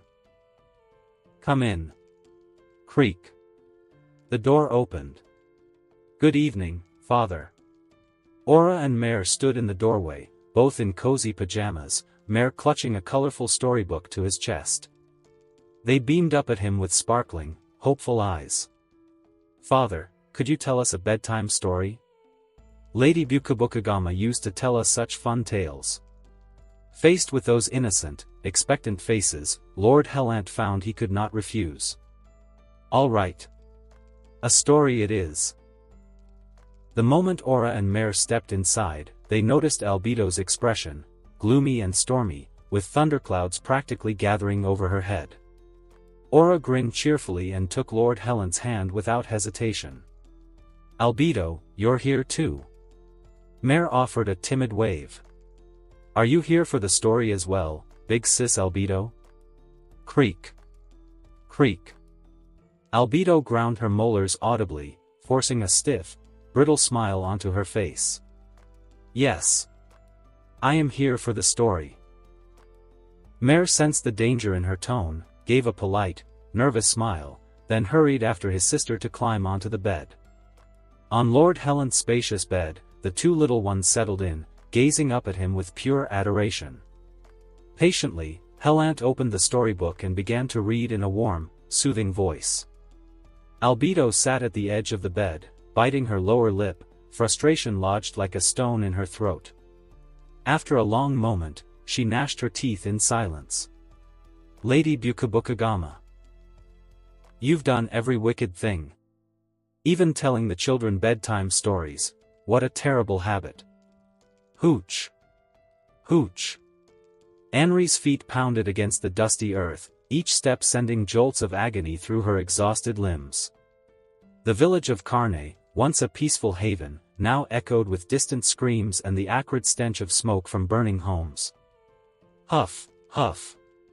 She gasped, her voice raw and broken, as if the very air conspired against her. In her arms, her younger sister Nemu clung desperately, her small body trembling like a leaf in a storm. The bloody air filling Anri's lungs felt like razor blades scraping her flesh, bringing searing pain that blurred her vision with tears. She dared a glance back, her neck twisting painfully. In her peripheral vision, two knights were following her at an unhurried pace, their armored boots crunching leisurely over the trampled grass. One of them watched her with mocking eyes, his helmet's visor raised just enough to reveal a cruel smirk. Blood stained the tip of his sword, a vivid crimson that dripped slowly, leaving dark spots on the ground. That was her father's blood, the man who had fought so valiantly to protect them, his final cry still ringing in her ears. "Big sister." Nemu sobbed, clutching Anri's tattered clothes tightly with both hands, her tiny fingers digging into the fabric as if it were her last anchor to the world. Keep running. At least Nimue has to survive. The thought fueled Anri's resolve, pushing her forward despite the burning in her thighs and the sweat stinging her eyes. The forest edge loomed ahead, a promise of shadows and hiding places, but it felt impossibly distant. Swoosh! The sound was sickening, a wet slice through the air. One of the knights strode forward with predatory grace and slashed Anri across the back. The blade cut through flesh like a hot knife through butter, leaving a wound so deep that bone was exposed, white and stark against the red. Blood welled up immediately, soaking her shirt and trickling down her spine in warm rivulets. The intense pain nearly made Anri lose consciousness, a white-hot explosion that radiated from her back to every nerve in her body. She lost her balance and collapsed to her knees, the impact jarring her teeth and sending Nimue tumbling from her arms with a frightened yelp. "Little girl, the game of cat and mouse is over." The knight's voice was laced with sadistic amusement as he slowly raised his sword, the blade glinting with a chilling light under the harsh afternoon sun. It caught the rays like a mirror, casting fleeting sparkles that belied its deadly intent. Nimue. Anri instinctively shielded her sister with her body, curling over the child like a protective shell. She closed her eyes tightly, gasping for breath, her mind racing through fragmented prayers and regrets. The world narrowed to the pounding of her heart and the metallic tang of blood in her mouth. At the very least, I have to buy Nimue time to escape. Determination surged through her, mingling with the pain. She prepared to lunge, to claw and bite if necessary, anything to give her sister a chance. Just as Anri was about to make a desperate final stand, she heard a calm voice pierce the tension like a whisper from another realm. Heart grasp. Was it a hallucination? The words hung in the air, ethereal and commanding, sending a shiver down her spine unrelated to her wound. In just a few short seconds, before Anri could even react, there was the dull thud of armor hitting the ground, a heavy, final collapse that echoed unnaturally in the open field.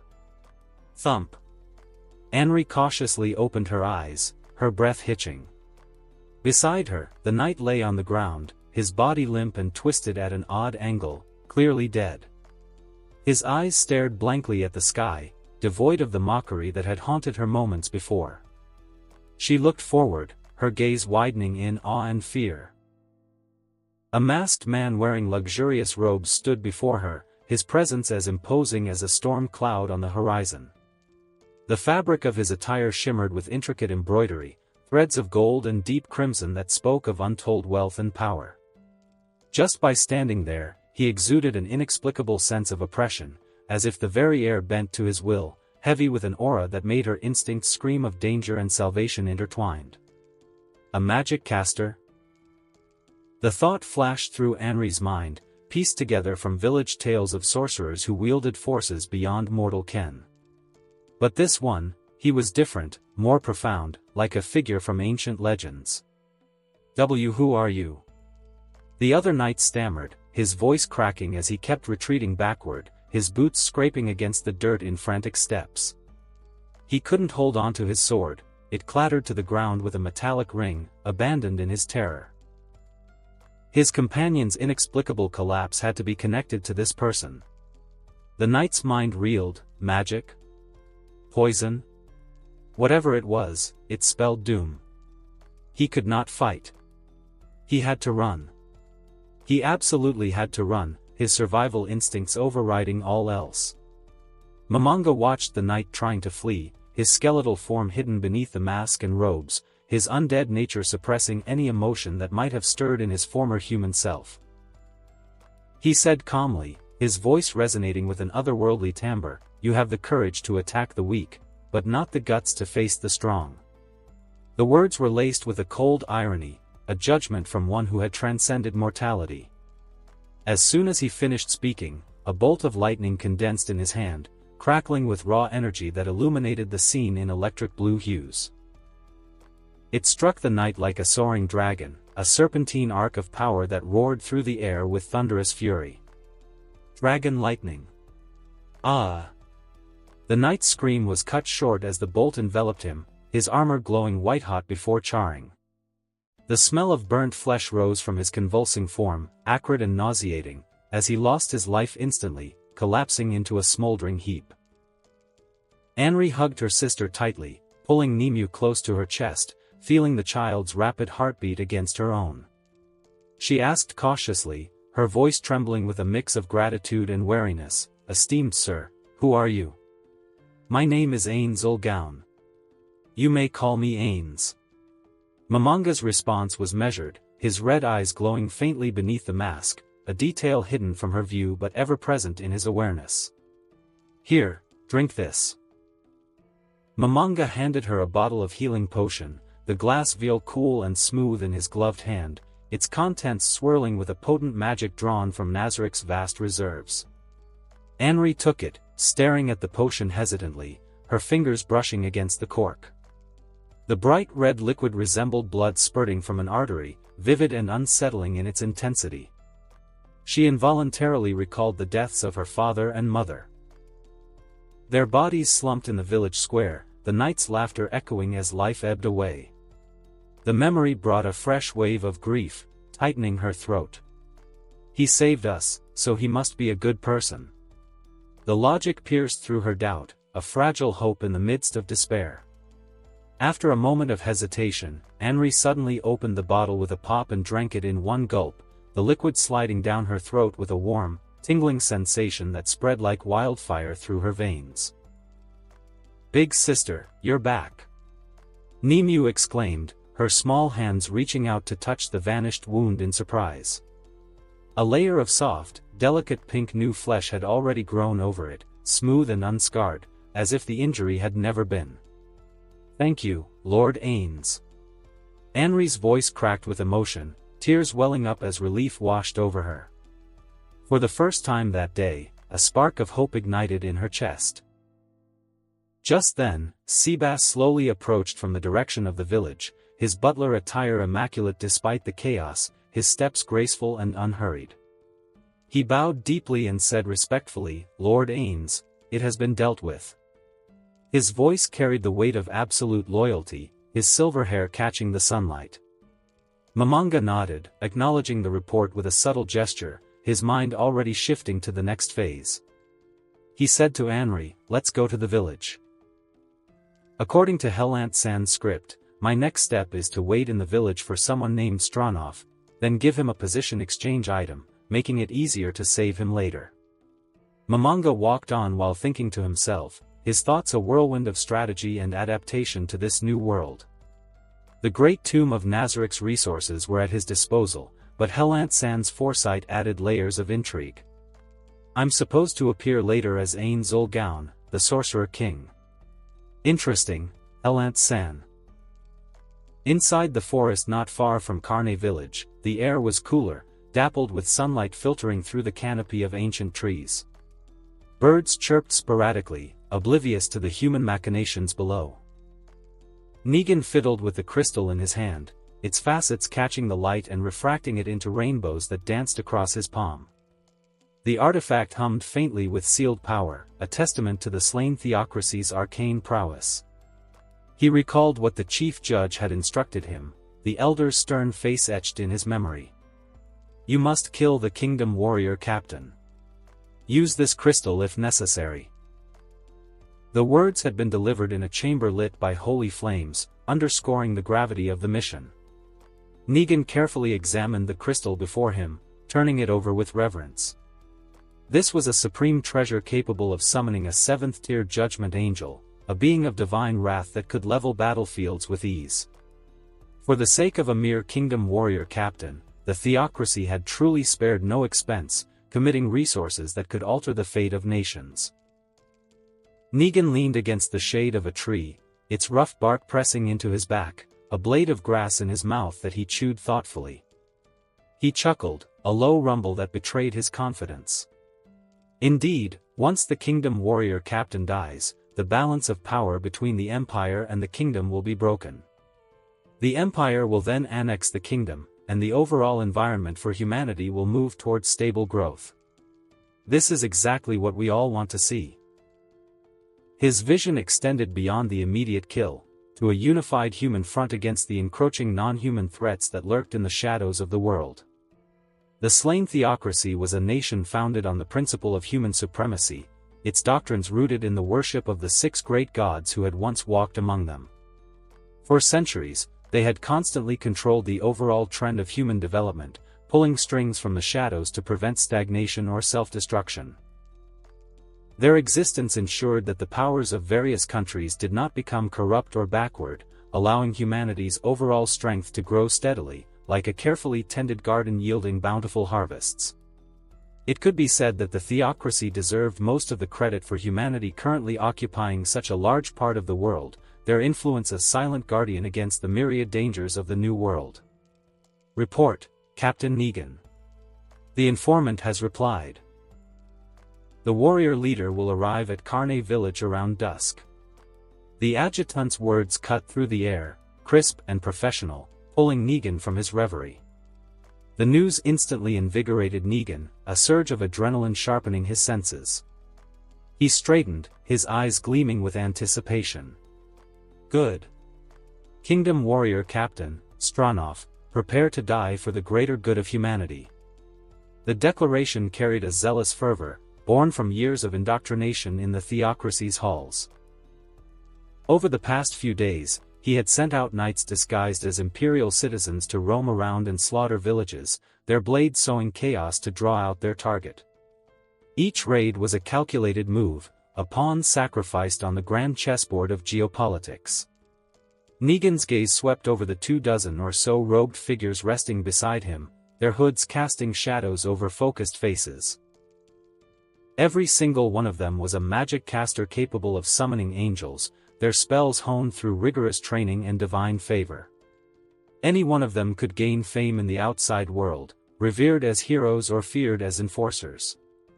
They were the elite of the elite, the Sunlight Scripture's finest, bound by oaths to protect humanity at any cost. Negan picked up the magic crystal again, feeling its weight, and could not help shaking his head with a wry smile. For this operation, I doubt we will even need to use it. The confidence stemmed from their numbers and preparation, a force that could overwhelm even a seasoned warrior like Stronov. Before he could finish, he remembered the chief judge's warning not to be arbitrary or complacent, the elder's piercing gaze a reminder of past failures born from hubris. He immediately changed his tone, his voice firming. Even if we do use it, it will certainly be foolproof. Could there possibly be a monster capable of instantly killing a 7th-tier angel that suddenly pops out of nowhere? The notion seemed absurd, a flight of fancy in a world where such beings were rare legends. The very thought seemed impossible, dismissed with a scoff as he pocketed the crystal. Helant concealed himself in a tree, his form blending seamlessly with the branches through advanced illusion magic, observing Negan with the keen eye of a strategist. He communicated with Momonga via a silent message spell, their link undetectable. Momonga, this time I'll let you play the villain. Ain't Zolgaun as the villain, Helant-san? Who are we putting on this show for? Momonga's response echoed in his mind, curious yet compliant. Based on my observations here, right now there is only the slain theocracy. This time, the goal is simply to mislead them, to let them know that Ain't Zolgaun has an enemy. Helant-san's plan was multifaceted, weaving deception to protect Nazarick's secrets. Helant-san is thoughtful as always. Laying out the plan from the very beginning. It will be hard for them not to believe it. Momonga's undead calm masked his appreciation for the foresight. Momonga recalled what Helant had said earlier, during their clandestine meetings in the tomb. Nazarick would eventually be exposed, so it was better to start planning early and muddy the waters, creating layers of misdirection that would confound even the most astute observers. Momonga, dusk is approaching. The performance is about to begin. Helant-san's words carried a hint of excitement, the thrill of orchestration. Not long after he finished speaking, Momonga heard the sound of horse hooves approaching from a distance, a rhythmic thunder growing louder against the fading light. A powerful swordsman clad in armor, his plate mail scarred from countless battles, dismounted with practiced ease. He scanned the panicked villagers with sharp eyes, noting their huddled forms and tear-streaked faces, before his gaze settled on Momonga, who stood out like a sore thumb amid the rustic simplicity. He said solemnly, his voice booming with authority, "I am YGGDRASIL Stronov, the Kingdom Warrior Captain. By order of His Majesty, I have come to subdue the rogue Imperial Knights." The declaration hung in the air, a beacon of hope for the villagers who whispered his name in awe. YGGDRASIL Stronov, the strongest warrior of the YGGDRASIL kingdom, a man whose blade had turned tides in wars past. "Report, Captain. The warrior leader has entered the village." The scout's voice was urgent, cutting through the forest's hush. Negan suddenly stood up, exclaiming with delight, his fists clenching in triumph. "Good. The rest period is over. Prepare for battle." He gestured sharply, rousing his men, who rose as one, robes rustling like whispers of impending doom. However, the knights disguised as Imperial cavalry haven't returned yet. "I'm afraid," the adjutant said with some difficulty, his brow furrowed in concern. "Let them engage the warrior leader. The theocracy and humanity will remember their sacrifice." Negan gazed toward the direction of Carne village, his eyes narrowing with resolve. The greater good demanded such costs, and he was prepared to pay them. High in the sky, a faint magical fluctuation caught Helant's attention, a subtle ripple in the ether that only a master could detect. "Stargazing 1,000 miles, huh? The audience has arrived." The spell's signature was unmistakable, a long-range scrying from the theocracy's higher echelons, watching from afar. "Ha, huff."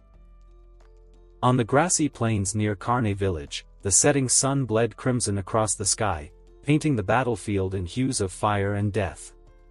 A gust of wind carried the thick, metallic stench of gore, mingling with the coppery tang of spilled blood. Huff, huff. YGGDRASIL Stronov, the kingdom's warrior captain, gripped the hilt of razor edge with both hands, his broad chest heaving uncontrollably. Sweat poured down his face, mixing with grime and blood. His legendary armor was dented in places, his cape torn and stained. "There's no end to them." He scanned the encirclement. Winged humanoid angels, archangel flames, summoned from higher-tier divine magic, hovered silently on all sides. Their glowing swords of light hummed with holy power, waiting patiently for the next command. Dozens of them formed an impenetrable ring of divine judgment. YGGDRASIL, it's truly impressive that you can use so many martial arts in succession. In the distance, surrounded by some 20 black-robed magic casters of the sunlight scripture, Negan Gridlewin curled his lips into a mocking sneer. The scar across his cheek twisted with his expression, a permanent reminder of a past defeat he refused to heal. However, this is the end.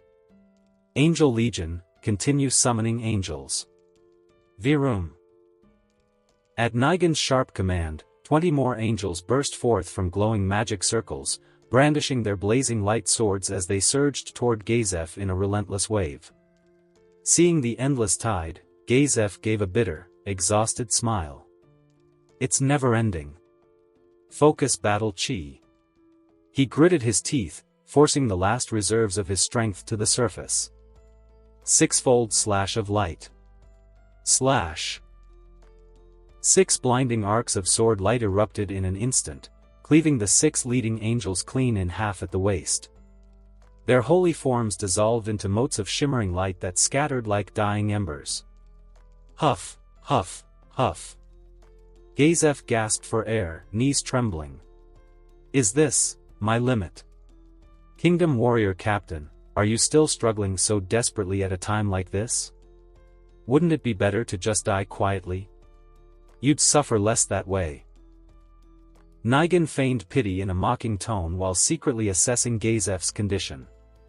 It seemed the warrior had truly reached his limit. A warrior in the hero realm truly lived up to his reputation. But no matter how strong he is, he dies today. Negan raised his hand and shouted, "Finish him. Don't let the angels go one by one." All of you, attack together. The next moment, the light wings behind the remaining angels flared as they swung their swords and charged in unison. Clang! Ha! YGGDRASIL held his blade horizontally to block the assault, the impact jarring his arms to the bone. Don't look down on me. I am the kingdom's warrior captain.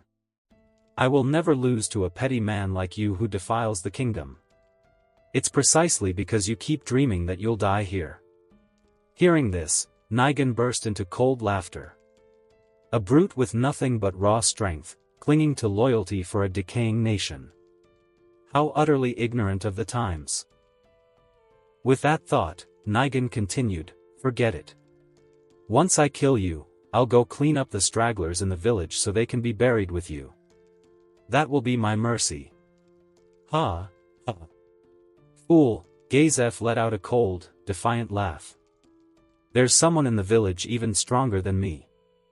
He truly wanted to see their expressions when they encountered Lord Zul'Gaun. Humph, bluffing. Slaughter him. Nigan sneered. Someone stronger than the kingdom's warrior captain? Ridiculous. Nigan widened his eyes, eager to witness YGGDRASIL's final moments beneath the angels' light swords. Virum. But at that critical instant, the 20 angels struck nothing but empty air. YGGDRASIL vanished. And Nigan was startled. His eyes widened as he shouted in shock, "Who are you?" Standing where YGGDRASIL had been was a mysterious figure clad in elaborate black magic robes, a crimson mask concealing his features. He stared at Nigan with cold, unreadable interest. The setting sun sank toward the horizon, casting the mysterious figure's long shadow across the blood-soaked grass. Zul'Gaun. Momonga sized up Nigan with calm curiosity. I heard you want to kill the people I went to so much trouble to save. That is quite upsetting. A magic caster? What big words. The veins on Nigan's forehead bulged as he glared at Momonga as if he were already a corpse. Faced with the retort, Momonga remained utterly unhurried. Hand over your lives obediently. Do not dream of foolish resistance. That will only cause you to die in despair and agony. Arrogant fellow. Nigan gritted his teeth and waved his hand again. Angel Legion, kill him. What the hell is Zul'Gaun? How arrogant. You can die first. Anyway, YGGDRASIL is badly wounded. He could not have gone far. He is probably hiding in that nearby village. Whoosh! 2 archangel flames shot forward like arrows. Their blazing light swords sliced through the air and pierced Momonga's robed body as easily as a hot knife through butter. Seeing this, Nigan sneered triumphantly. So that's all you've got? To think you tried to scare me with a bluff. The angels seem to have been caught. Before he could finish, his adjutant gasped in shock. What? Momonga gripped the throats of the 2 angels with skeletal hands, lifting them into the air as if they were mere chicks.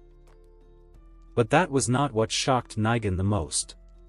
His gaze locked onto the angels' light swords, still embedded in Momonga's chest, yet the undead showed no sign of pain. Why, even though the angels' swords pierced your body, you're fine. With 2 blazing swords lodged in him, Momonga acted as if nothing had happened and said calmly, high-tier physical nullification.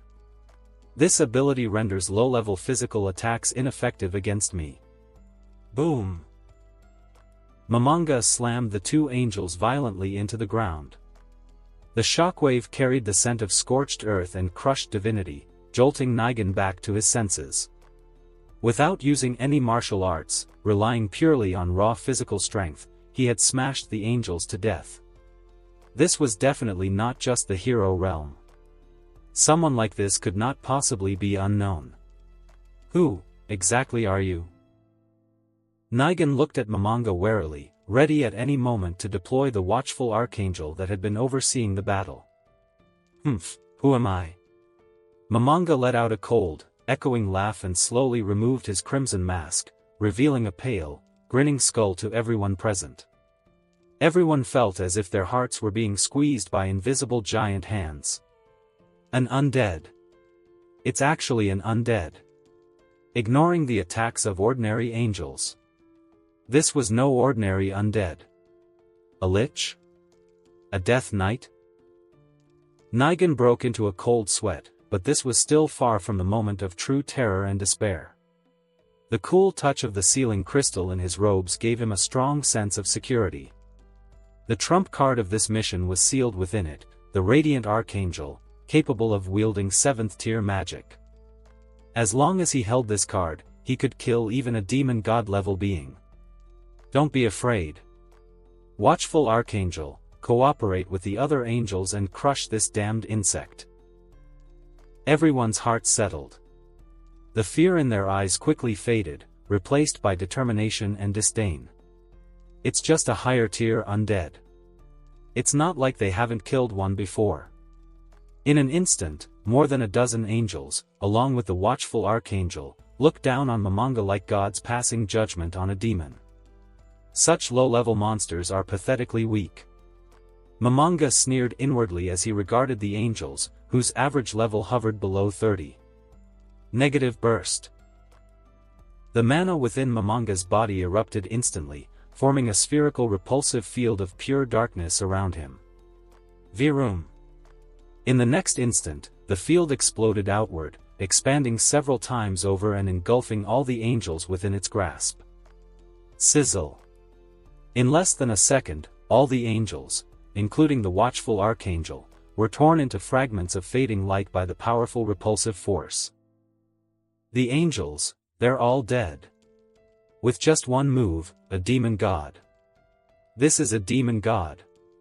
The red light in Momonga's eye sockets flared as he sneered. Whatever tricks you have left, bring them out. If you entertain me, perhaps I'll let you die a little more easily. Even if you truly are a demon god level undead, you die here today. Nigan pulled the sealing crystal from his robe and shouted fanatically, O supreme and strongest angel, come forth. Virum. A pillar of pure holy light shot into the darkening sky, condensing into a massive, majestic figure. The Radiant Archangel held a gleaming scepter, its 6 feathered wings beating steadily against the twilight. Its 5-meter-tall frame radiated divine majesty, holy light cascading from its form like a living aura. So this is what Helant Sen meant by, don't be disappointed. Momonga looked up at the Radiant Archangel, whose level did not exceed 70, and felt nothing but mockery in his heart. It's hard not to be disappointed. To think the so-called strongest angel is just an elite mob. I thought I'd get to enjoy a proper fight. Humph, humph, humph, you're scared now, aren't you? But it's too late. Die. Nigan stood behind the Radiant Archangel, his expression manic. As long as he killed this demon god-level undead and brought the result back to the theocracy, he might be able to enter the Black Scripture and rise even further. Boring. What did you say? Nigan was stunned. This undead had lost his mind. This was the strongest angel. I said, boring. Momonga had already lost interest, thinking to himself, I'd better let Helant Sen make his appearance soon. He's probably tired of waiting. Momonga lightly raised his hand. Without using any flashy magic, he simply waved it casually, creating a swirling black hole of void and hurling it at the Radiant Archangel. Sizzle. Nigan felt his vision go dark, as if all the light had been sucked away. By the time his sight returned, the massive, holy body of the Radiant Archangel had vanished without a trace, utterly erased. It took a long while before Nigan could stammer, the strongest angel was no match. In the deepening night, the crimson light in Momonga's eye sockets flared brighter. All right, it's my turn to act. Despair. This was true despair. Nigan swallowed unconsciously, his teeth chattering uncontrollably. I'm going to die. I'm really going to die. Why you? Don't come any closer. Just then, a blinding beam of holy light tore down from the night sky, crashing toward Momonga like a falling meteor. Sorcerer King, die. Boom!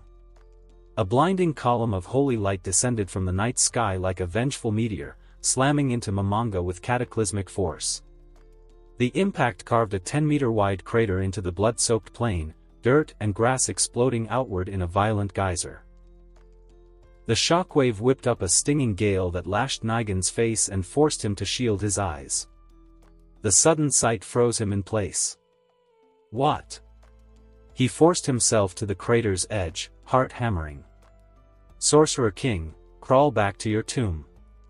There, standing calmly at the center of the devastation, was a tall, silver-haired youth clad in flowing white robes that shimmered with faint divine radiance. He faced the undead overlord without a trace of fear. Momonga casually dusted off his black robes, the motion almost theatrical, as if the holy strike had been nothing more than a stiff breeze. He tilted his head in mock surprise. Ah, the holy domain god lord's lapdog.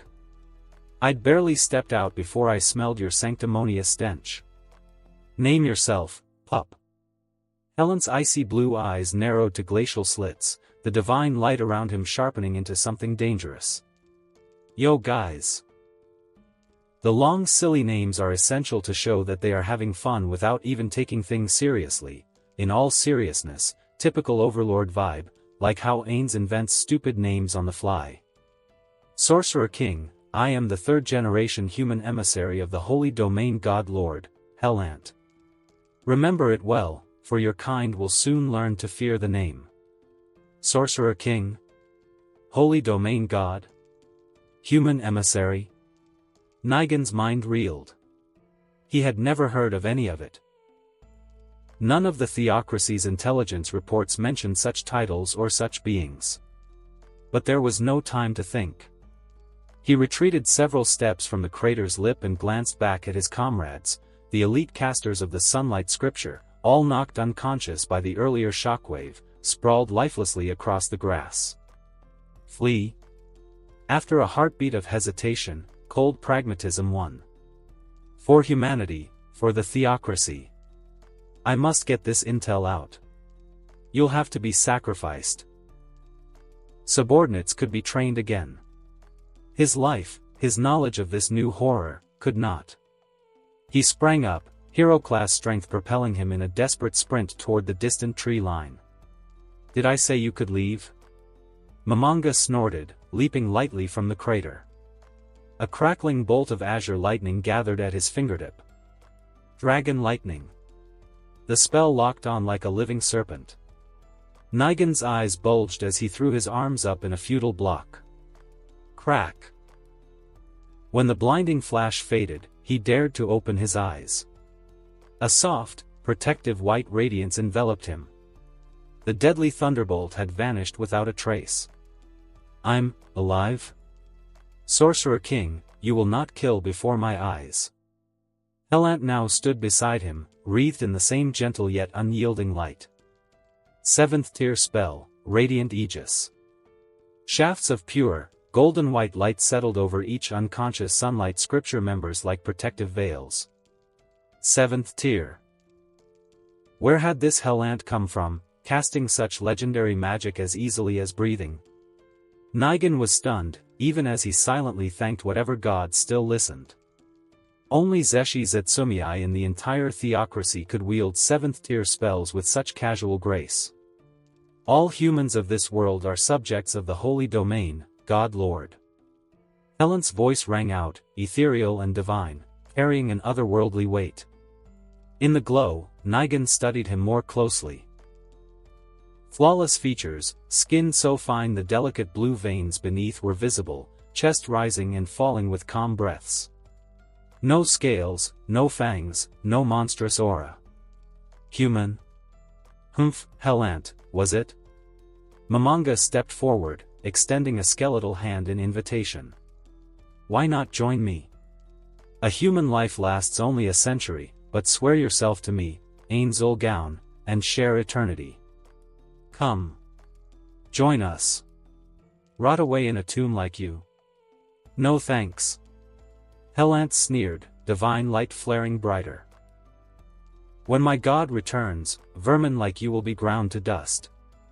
He turned to Nigan. You're from the slain theocracy. We're both human. We help each other.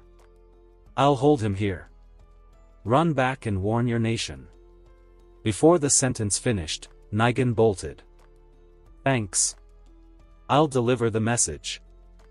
Helant's mouth twitched in irritation as he glanced over his shoulder. So rude. He hadn't even finished speaking. He set his stance, white robes billowing in the wind, and declared firmly. Sorcerer King, your opponent is me. Enough posturing. Momonga leapt forward, voice cold as the grave. 8th tier spell, Beast Binding Barrier. Bang! Nigan slammed face first into an invisible wall and slid to the ground. He spun around in horror as the translucent barrier sealed him inside like a cage. Momonga's voice drifted over, calm and merciless. I keep my word. I said you would die in despair and agony, and so you shall. A chill crawled up Nigan's spine.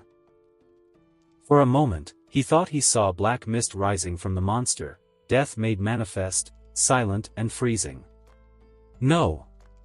Helant gathered light between his palms, eyes blazing. 7th tier spell, Sacred Meteor. Night turned to day as 7 blazing white meteors tore searing trails across the sky and plummeted downward. Die. Boom, boom, boom. Each 10-meter sphere slammed into the plane, shockwaves rolling outward like tidal waves, flinging Nigan to his knees inside the barrier. Surely nothing could survive that. Not bad. Momonga's calm voice cut through the thunderous echoes. You're stronger than the first human emissary. Nigan's heart stopped as he looked up. The monster hovered in the sky, completely unscathed, robes fluttering gently. I decided to kill you. I never break a contract, Momonga said to the trembling Nigan. Sorcerer King, what do you take life for? Helant shouted toward the sky, voice cracking with fury. Life? Huh. Momonga pointed a bony finger at him. Death is the destiny of every living thing, is it not? Lightning converged at his fingertip, crackling with apocalyptic power. I won't kill you, at least not yet. 10,000 thunderbolts. Dozens of blinding bolts struck Helant simultaneously. Ergga! A raw, agonized cry tore from his throat as he collapsed to one knee, blood dripping from his nose and mouth, white robes scorched and torn. Momonga landed lightly before the trapped Nigan and lifted him by the collar with effortless strength. Come. Savor death and suffering with me. No, let go. Nigan clawed desperately at the iron grip. As Momonga carried him past the fallen Helant, he murmured softly. Next time, you won't be so fortunate. Nigan stretched out a trembling hand toward the crumpled emissary. Save me. Don't pass out. The Great Tomb of Nazarick, 10th floor, throne room. BZZZT. Thud. Nigan Grid Lewin was hurled out of the swirling black portal by an invisible force and crashed face first onto the cold marble floor. Pain exploded through his ribs and jaw, but he forced himself up on shaking arms. Where am I? Ignoring the throbbing agony, he looked around. The ceiling towered impossibly high above, pitch black and oppressively heavy, as though the darkness itself pressed down on him. A long, blood-red carpet stretched the entire length of the hall like a vein of fresh slaughter. Massive pillars lined the sides, each carved with intricate, nightmarish reliefs that seemed to writhe when not directly observed. At the far end loomed the throne, obsidian and gold, flanked by skeletal braziers that burned with cold blue flames. Momonga stepped onto the carpet, passing Nigan without a glance, and walked straight to the throne. He seated himself with deliberate calm, one skeletal hand resting on the armrest. Undead. The theocracy will wipe you out. Nigan shouted, mustering every scrap of courage left in his battered body. Momonga's footsteps paused mid-stride. He turned slowly, crimson pinpoints flaring in the empty sockets. "Wipe me out?" Nigan swallowed hard, forcing the words out. "See, that's right. Once Lord Helant delivers the intelligence to the theocracy, you cursed undead can just wait for death." He knew he would not survive in the hands of such a monster, so he might as well die defiant.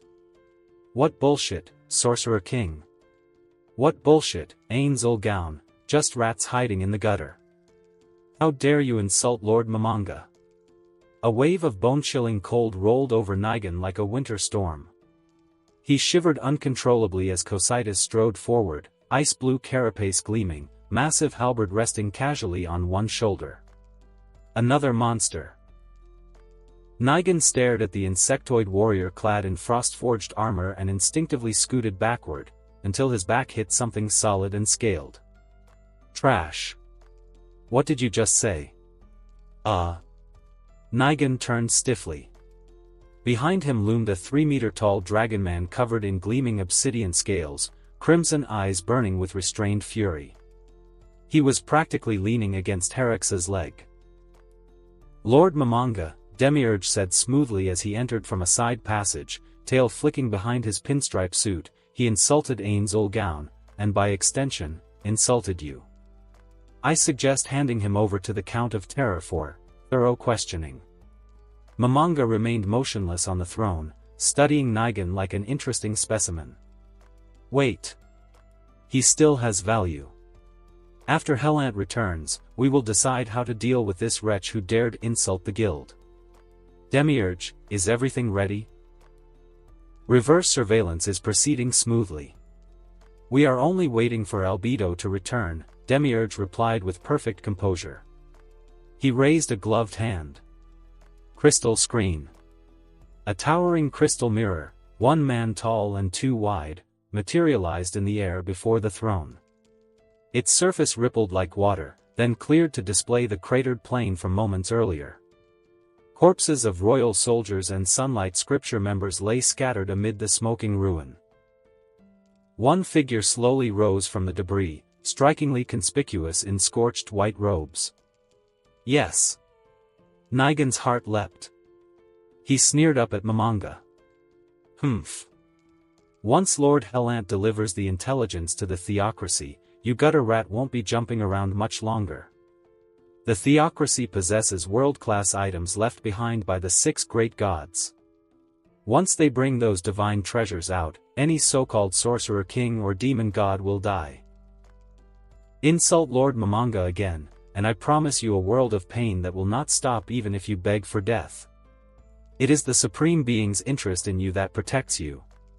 "Shut your mouth," Demiurge said coldly. A flicker of mental magic washed over Nigan, sealing his lips. Nigan's eyes widened in outrage. "Momonga? Wait, his name is Ains Ulgaun, isn't it? Did I mishear?" As if to confirm the confusion, 3 petite figures entered the hall from a side door. "Good day, Airing, Lord Momonga." "Hello, Lord Momonga." Shaltir Bloodfallen, Ora Bella Fiora, and Mare Bello Fiori bowed gracefully in unison. Nigan's eyes bulged. Something felt terribly, horribly wrong. He calls himself Momonga.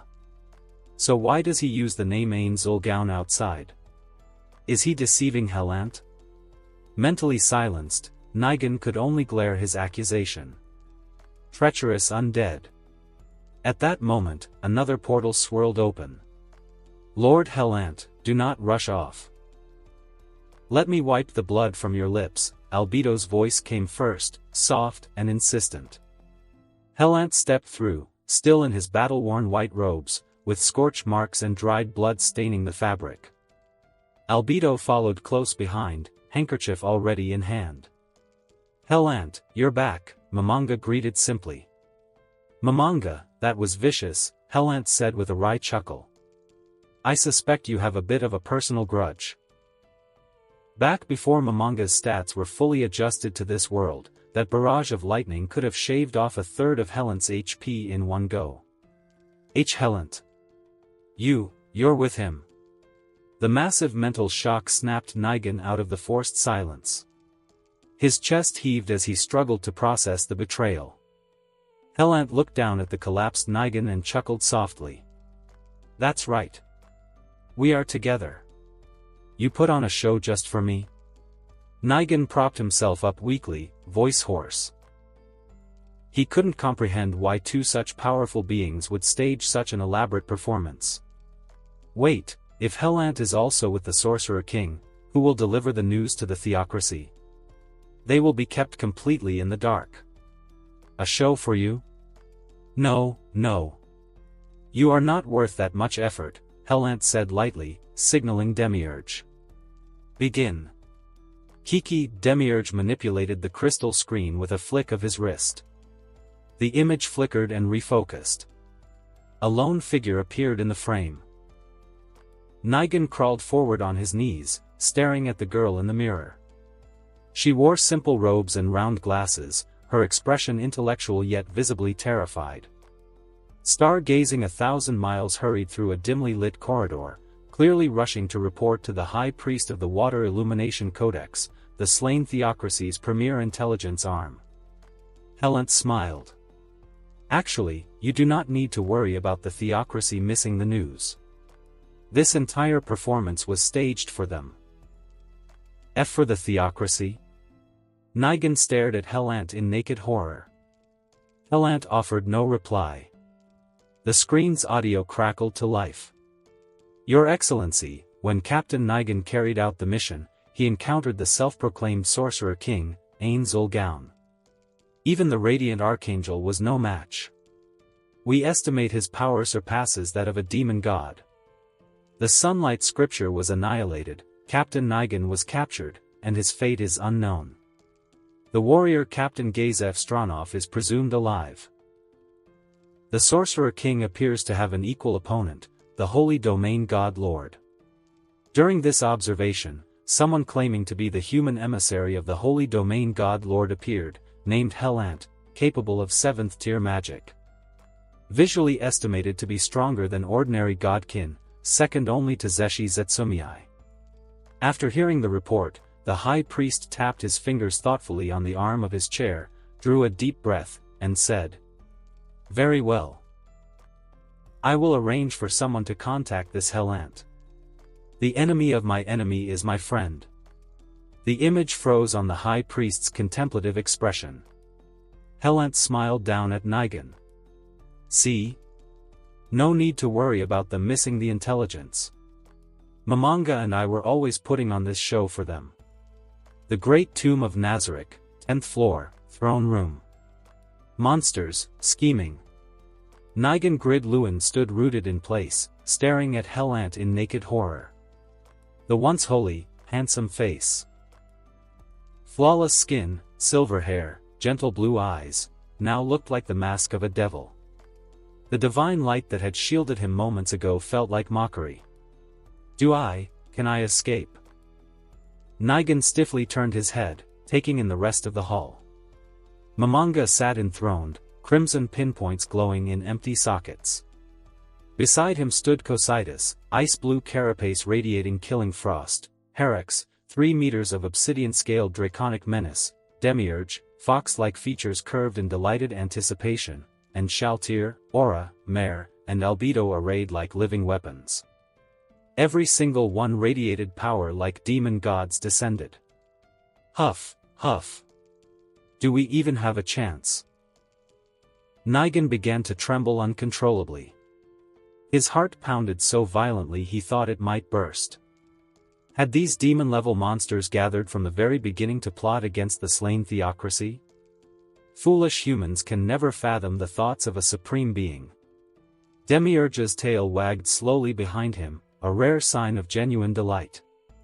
He gazed at Helant with fervent reverence, the pieces of the grand design finally snapping into place in his brilliant mind. The other guardians.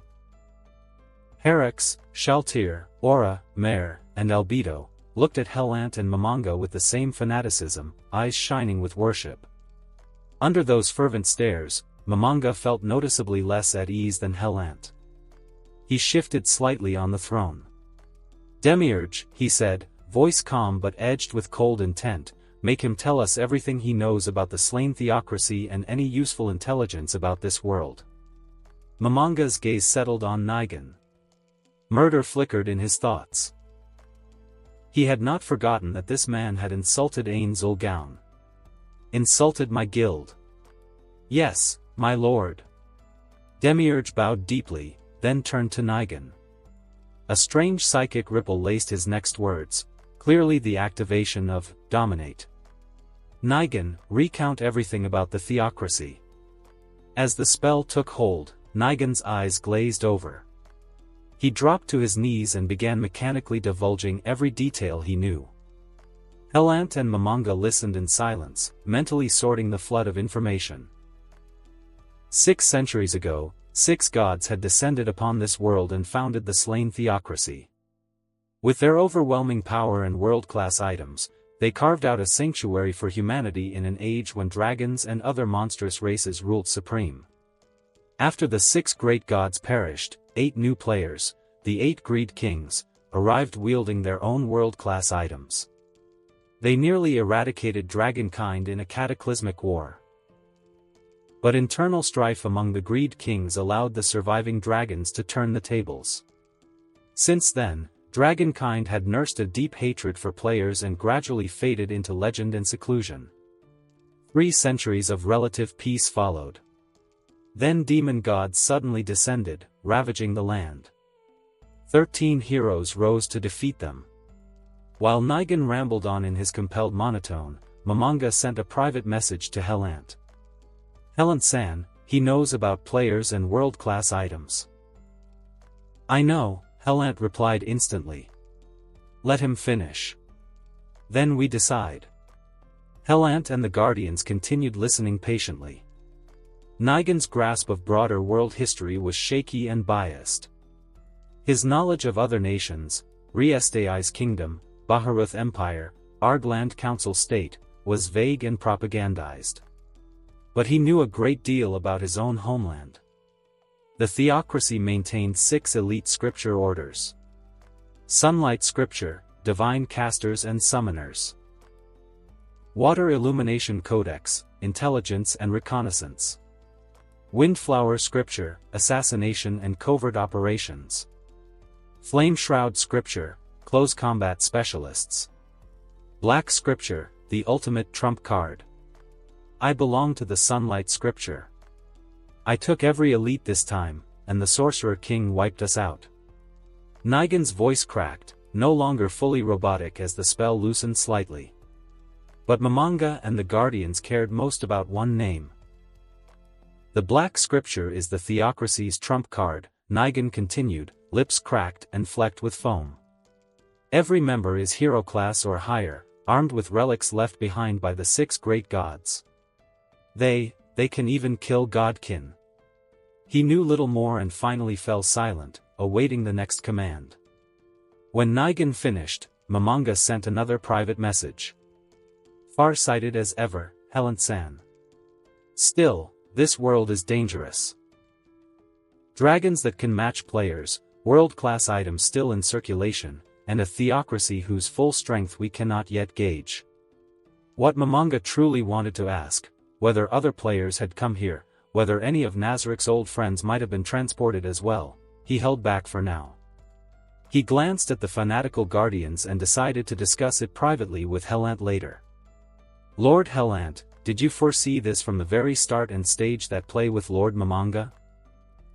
Shaltir clasped her hands together, eyes shining with worshipful adoration. Of course. Aura crossed her small arms, brimming with excitement. Even Lady Buku praised Father's brilliance. The other Guardians nodded vigorously, gazing at Helant in open adoration. Full marks for emotional support, Helant chuckled with a wry smile, basking in it for a moment. All right. Momonga and I have matters to discuss. We're leaving. He nodded to Momonga and vanished in a soft flash of teleportation. Momonga looked down at the still kneeling, dazed Nigan and spoke coldly. For insulting Nazarick and Ain Zulgaun, throw him into the Count of Terror's chamber. Keep him alive until I say otherwise." Then he, too, teleported away. We bid farewell to the two supreme beings. The Guardians' gazes shifted instantly from reverence to cold loathing as they turned toward Nigan. "Now then," Demiurge rose smoothly and faced the assembled floor Guardians. "What do you all think of the first step in our Lord's grand design?" Shaltir tilted her head, silver hair swaying. "First step? What exactly do the supreme beings intend?" Shaltir. Albedo sighed, pinching the bridge of her nose. "Demiurge, explain their great objective to her, and to everyone."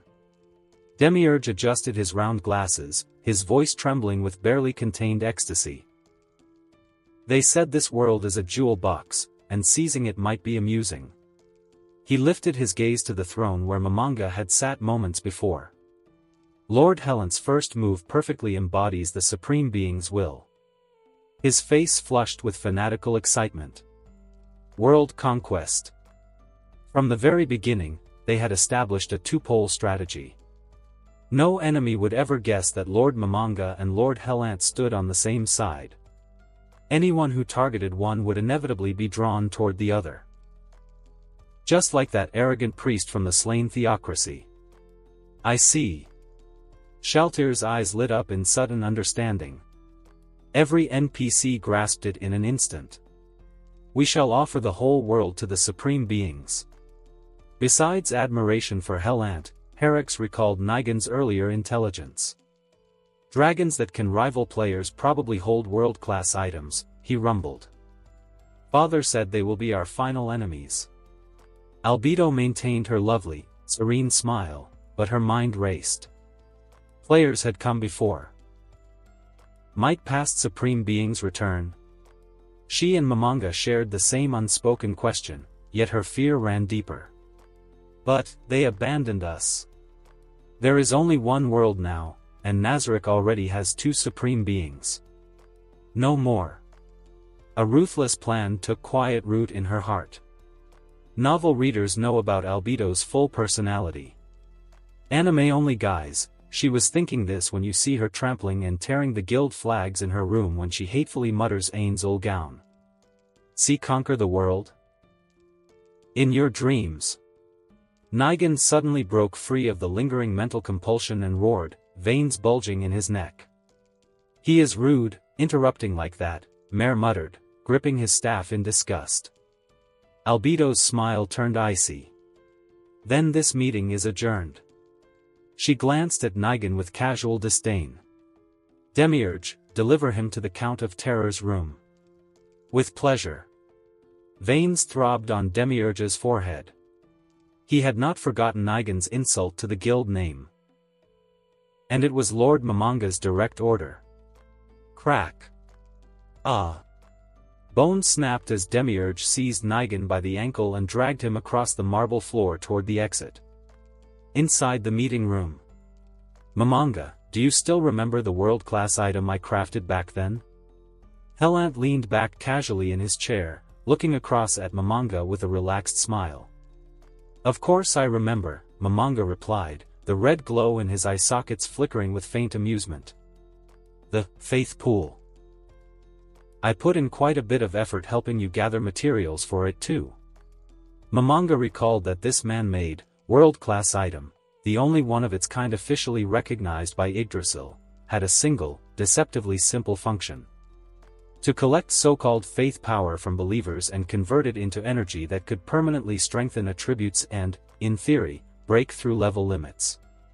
In practice, though, its performance in the game had been abysmal. The user had to constantly add friends, bind relationships, and maintain social connections to generate even trickle amounts of faith power. Worse, the number of required bindings scaled infinitely, making it the ultimate white elephant, useless among useless items. Most players mocked it as a novelty at best and a complete waste at worst. "Why bring it up now?" Momonga asked, tilting his skeletal head. "Does it tie into your next plan?" With a casual thought from Helant, holy light bloomed softly from his chest, the precise location where the heart of the sanctuary resided. Since crossing over, he had discovered that the item could merge directly into his body, effectively allowing him to carry a small, self-contained world within himself at all times. Helant willed the faith pool to emerge. The gold and silver orb floated out, shrinking to the size of a large apple before settling on the table between them. "I haven't told you the full details yet," Helant said, "but since the crossover, my faith pool no longer relies on establishing friend relationships to collect faith like it did in the game." As he spoke, he guided the orb to hover in midair. Momonga could clearly see a layer of pure white, silk-like thread spreading within the gold and silver sphere, like a thin, luminous water membrane slowly expanding. "This is the faith power produced recently by the NPCs of Nazarick and the 100,000 sanctuary demons within my heart of the sanctuary. In just one day, it can generate over 100 points. That's something that might not have been achieved in 10 years back in Yggdrasil." Momonga sat stunned in his chair. He had no real frame of reference for what over 100 points truly meant in practical terms, but the implications were staggering. "Let me demonstrate for you." Helant drew a measured 100 points of faith power from the pool, condensing it into a radiant sphere. With a gentle mental push, he guided the orb directly into Momonga's body. The next second, boom! Momonga's aura suddenly erupted outward, his presence growing noticeably stronger in an instant, as though an invisible weight had been lifted from his very existence. Momonga, level 100, progress 0.1%, all attributes enhanced, plus 0.1%. This is a permanent attribute enhancement. The red light in Momonga's eye sockets flared brilliantly as he stared at Helant in genuine excitement. For level 100 players in Yggdrasil, attributes had been essentially fixed after max level. Aside from equipment swaps, there was no further growth. That was normal for a game. But in this real world, having an upper limit locked felt profoundly insecure. Imagine facing an enemy only slightly stronger than you, knowing you could never surpass them because your potential was capped forever. Your life and death would remain eternally in someone else's hands, an unbearable position. Yet now, Helant Sands, faith pool, offered real hope. At the same time, Momonga understood exactly why Helant had chosen to establish the persona of a holy domain god lord.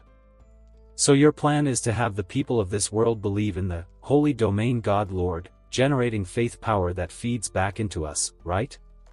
Momonga said. Helant smiled and nodded. "Exactly.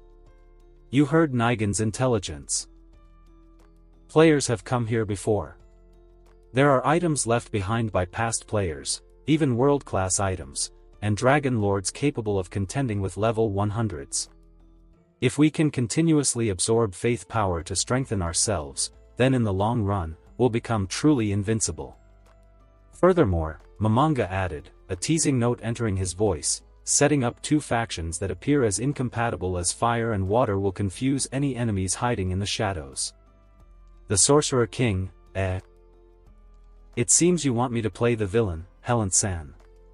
After Helant's demonstration, Momonga had quickly grasped the key limitation. Faith power could only be generated through establishing a faith relationship with Helant himself.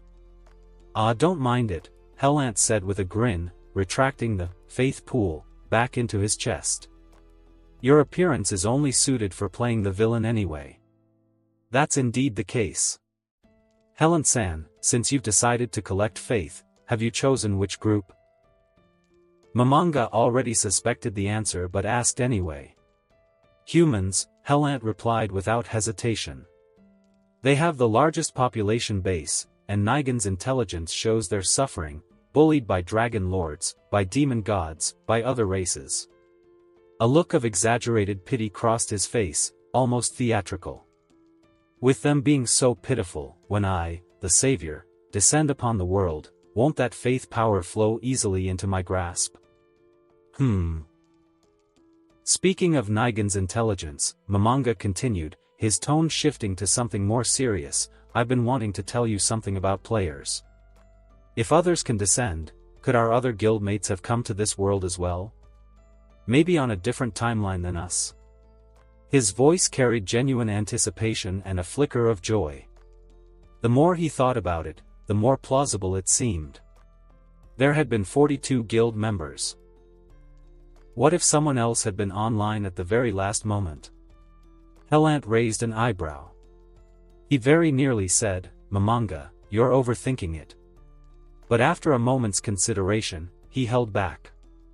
It was good to let the guy hold on to a little hope. After a brief pause, Momonga continued, "I've decided to send Seabass and Solution to the Reestai's kingdom first to gather intelligence."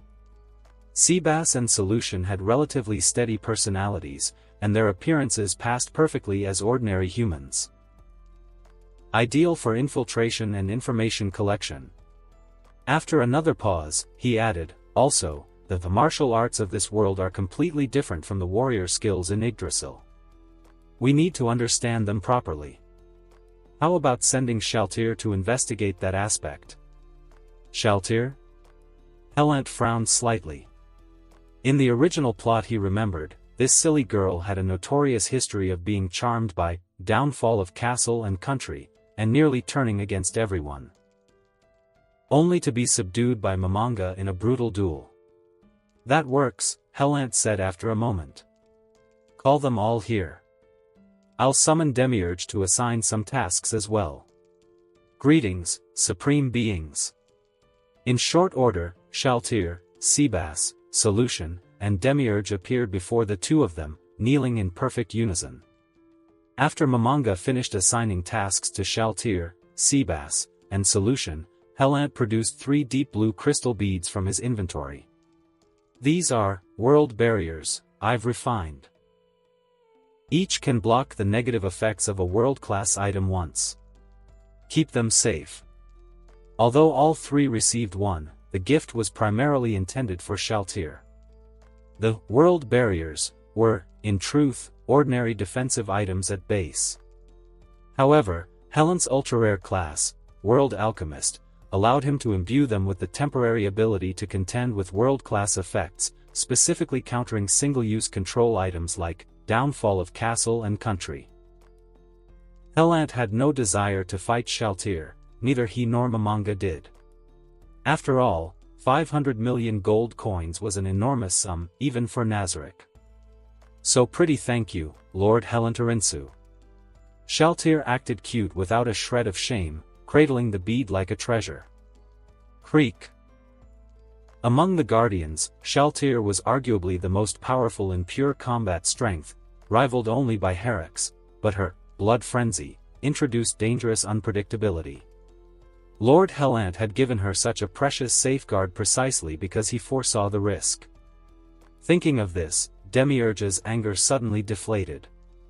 "Forget it. I'll give her a proper reminder in private."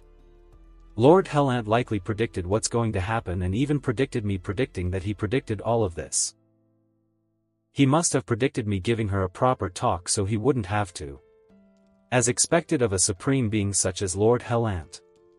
"Demiurge," Helant said, turning to the demon with a calm smile. "I need you to forge a history regarding the Sorcerer King and the Holy Domain God Lord. Set the timeline to 600 years ago." Hearing this, Demiurge's eyes lit up with understanding. He bowed deeply. "Ah. Now I understand everything, Lord Helant." Momonga tilted his head slightly, looking at Demiurge. "What exactly do you understand?" "Inside the Water Illumination Codex Bureau, slain theocracy.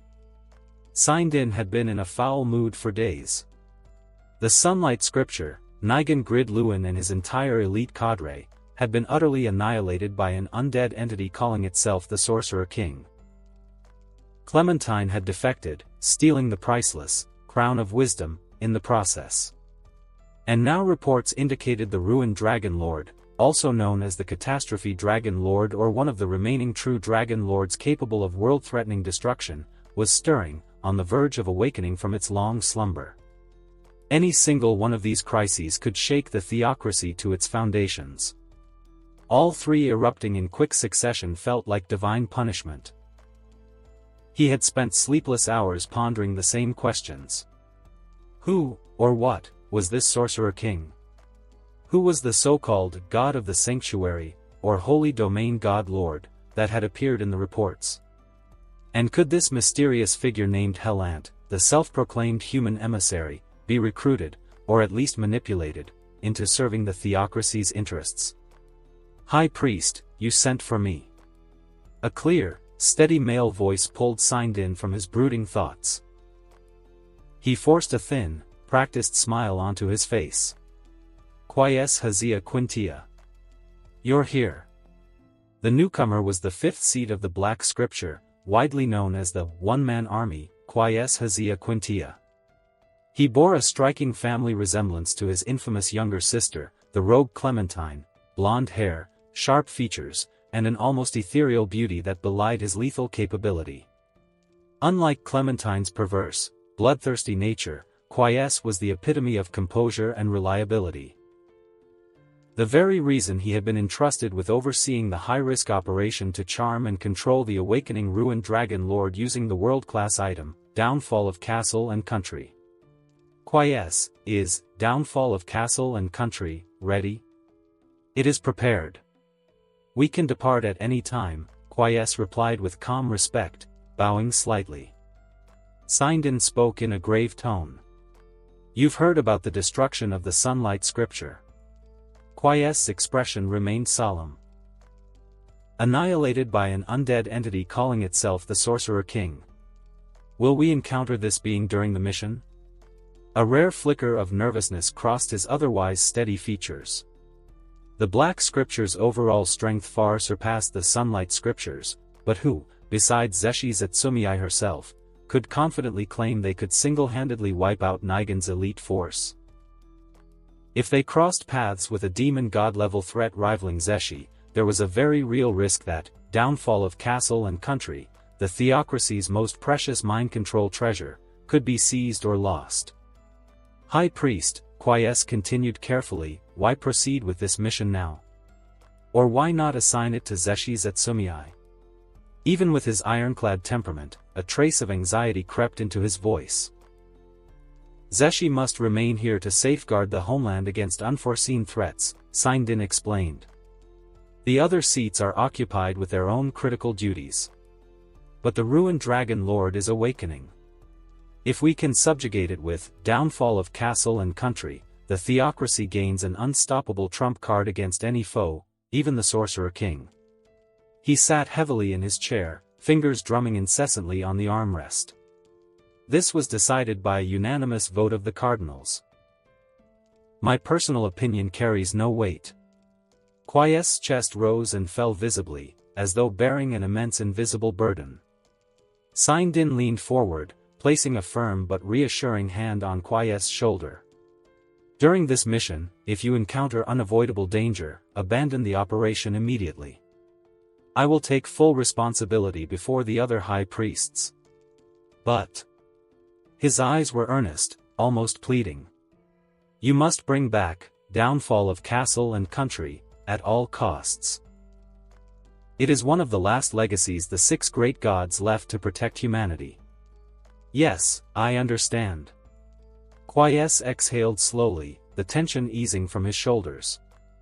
With a high priest willing to shield him politically, caution became the priority. If anything felt even slightly off, whether the Sorcerer King, the ruined Dragon Lord, or this mysterious Helant, he would retreat immediately with the item in hand. No foe could possibly prevent his escape if he chose flight, right? Seeing YS' expression soften, Signed produced a rolled portrait from his desk and handed it over. This is...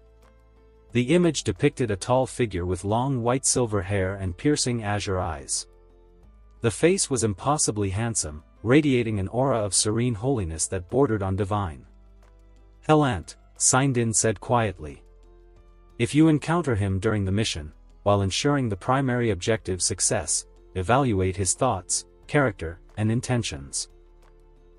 I need to know whether he can be recruited to serve the theocracy, or if he poses a threat, we must eliminate him. Yes, High Priest. I will observe him closely. Dusk. Irantil. It's so lively, Lord Helant, it was definitely the right choice to come out with you. On the bustling streets of Irantal, Mino tugged eagerly at Helant's hand, her eyes wide and sparkling as she took in the sights like a child experiencing the world for the first time. The petite sanctuary demon. White hair tied in a low ponytail, clad in a form-fitting black priestess outfit, drew nearly as many stares as Helant himself. Helant, tall and slender in flowing white sacrificial robes, with long silver white hair cascading down his back, exuded an effortless aura of holiness that turned heads everywhere they went. Behind them walked Momonga in full heavy armor, his mom in persona, and Narbro Gamma as Nabe, both maintaining a discreet but vigilant distance. Mino clung shamelessly to Helant's arm, pressing close with a coquettish pout. Look at you, why did I have to beg before you finally agreed to come out and play? The sensation against his arm was pleasant but noticeably less overwhelming than Albedo's. How did you even know I was coming out? Helant asked, looking down with faint amusement. He reached over and vigorously ruffled her hair until it fluffed out like a dandelion. He had originally planned to bring Lupus Regina Beta, but Mino had appeared out of nowhere midway and shamelessly squeezed the wolf girl out of the lineup.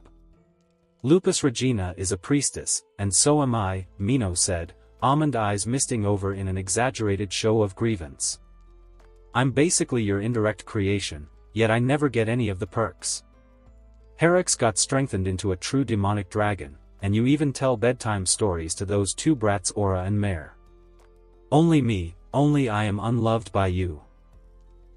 She huffed, turning her head away dramatically and refusing to meet his eyes. Helant sighed softly and patted her head again, gentler this time. If you want to play, then come along.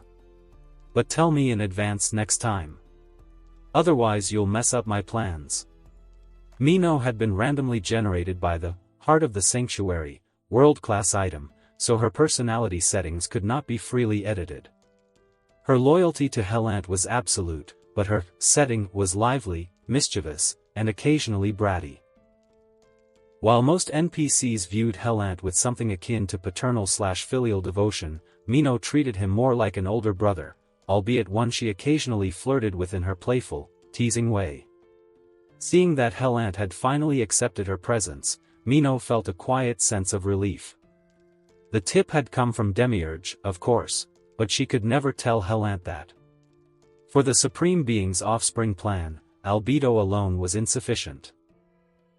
Demiurge suggested that they needed more sisters to work together.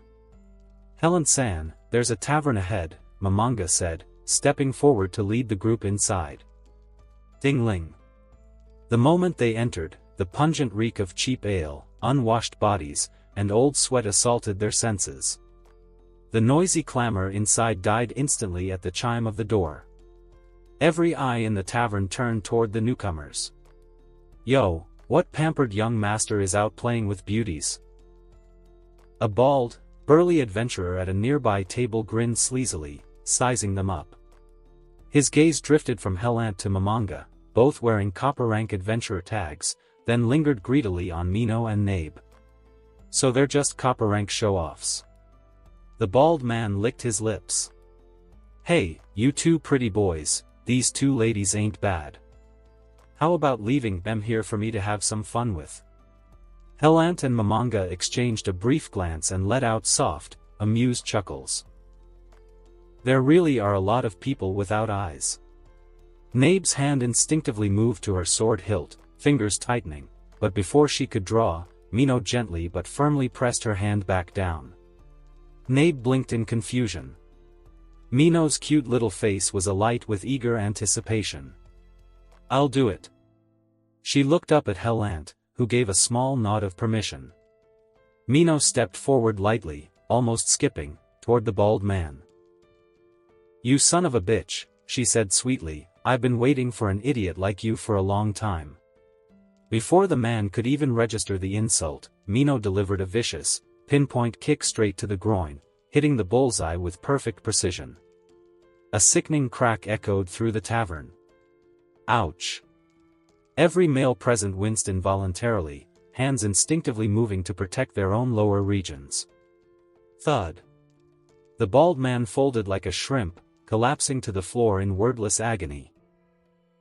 Mino followed up with a brutal second kick to his lower abdomen, launching him backward. He crashed into the far wall with a heavy impact, slumping in a heap. Momonga turned to Helant, his gaze speaking volumes. Really? Helant sighed wearily. She's usually quite well behaved. Right then, a furious scream rang out from the corner. My potion. You'll pay for this. A female adventurer with short, fiery red hair rushed forward, snatching up the shattered remnants of the potion bottle from the floorboards. She panted heavily, face flushed with anger and distress. Look at what you've done. I just bought this potion today. I paid a full gold coin and 10 silver for it. Do you know how long I had to save up for that? Her voice cracked with agitation, and tears shimmered in the corners of her eyes as she clutched the broken glass. It's broken. Mino glanced indifferently at the puddle of spilled blue liquid spreading across the floorboards. Go ask those people for compensation. I'll compensate you. Before Mino could finish, Helant stepped forward smoothly. He produced a small vial from his inventory and placed it gently in the woman's trembling hand. The bright red potion inside shimmered with a seductive, almost hypnotic glow, like fresh blood suspended in crystal, or perhaps a translucent ruby lit from within. Even at a glance, its quality was unmistakably superior to anything commonly sold in a frontier city like Irantal. The female adventurer's eyes widened. She instinctively closed her fingers around the vial. Then, we'll just leave it at that. She gave a quick, awkward bow and hurried out of the tavern, clutching the new potion to her chest like a priceless treasure. Momonga watched her retreating back for a moment, then let his gaze linger on the slowly evaporating blue puddle on the floor. Without a word, he turned and led the group upstairs to the room they had rented. It was only after the door closed and Momonga finished setting up layered, anti-surveillance magic, and silence barriers that Mino finally puffed out her fair little cheeks in feigned indignation. You actually gave away one of the potions we worked day and night to produce? That kick of yours just now was truly beyond my expectations, Helant replied, reaching over to pinch her cheek gently until the puff deflated. I thought at most you'd use magic. Not that. Some trash supreme being never bothers to understand people deeply, Mino grumbled, shooting him a resentful sideways glance. He doesn't even know I like close combat. Since Herix could be upgraded into a true demonic dragon, why couldn't she be shifted into a melee-focused class? The unfairness of it all. At that moment, Momonga finished the last of his defensive wards and turned to Helant. Helant-san, the potion that woman had just now was blue, completely different from anything in Yggdrasil. He paused, then continued, I used appraisal magic on the residue. Although the effect is weak compared to ours, it does have a genuine restorative property. You want to study it? Helant sat down casually on the edge of the bed. Momonga's personality had always leaned toward caution. Whenever something fell outside his knowledge, his first instinct was to analyze and understand it thoroughly. Nabe, who had been silently wiping down surfaces with meticulous care, suddenly straightened. Her voice was cold and matter-of-fact. This subordinate believes we should simply seize the local apothecary. Yes. Seize them, figure out the formula, and if it's useful, set up a production line. Make them work 24 hours a day without rest. Mino's eyes lit up with manic excitement, small pink fists clenched. Don't worry, Helant said with a knowing smile. An apothecary will come looking for us tomorrow. Momonga tilted his head slightly. Helant-san, why do you say that? Why say that? Should I just admit I've read the script? When that female adventurer receives a completely unknown potion of obviously superior quality, Helant explained patiently, the first thing she'll do is take it to a professional for appraisal. And who better to appraise potions than an apothecary? Momonga's crimson gaze sharpened as understanding dawned. A professional would be an apothecary. The potion you gave her is clearly more potent, so he'll likely come looking for us.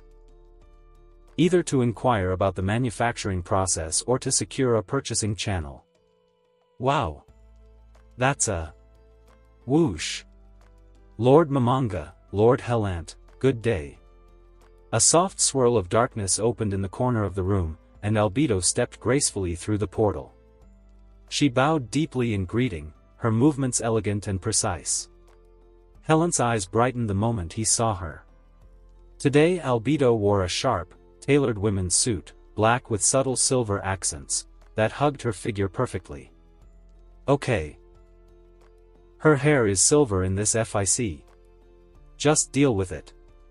Think of it as a ripple effect of MC shushing face.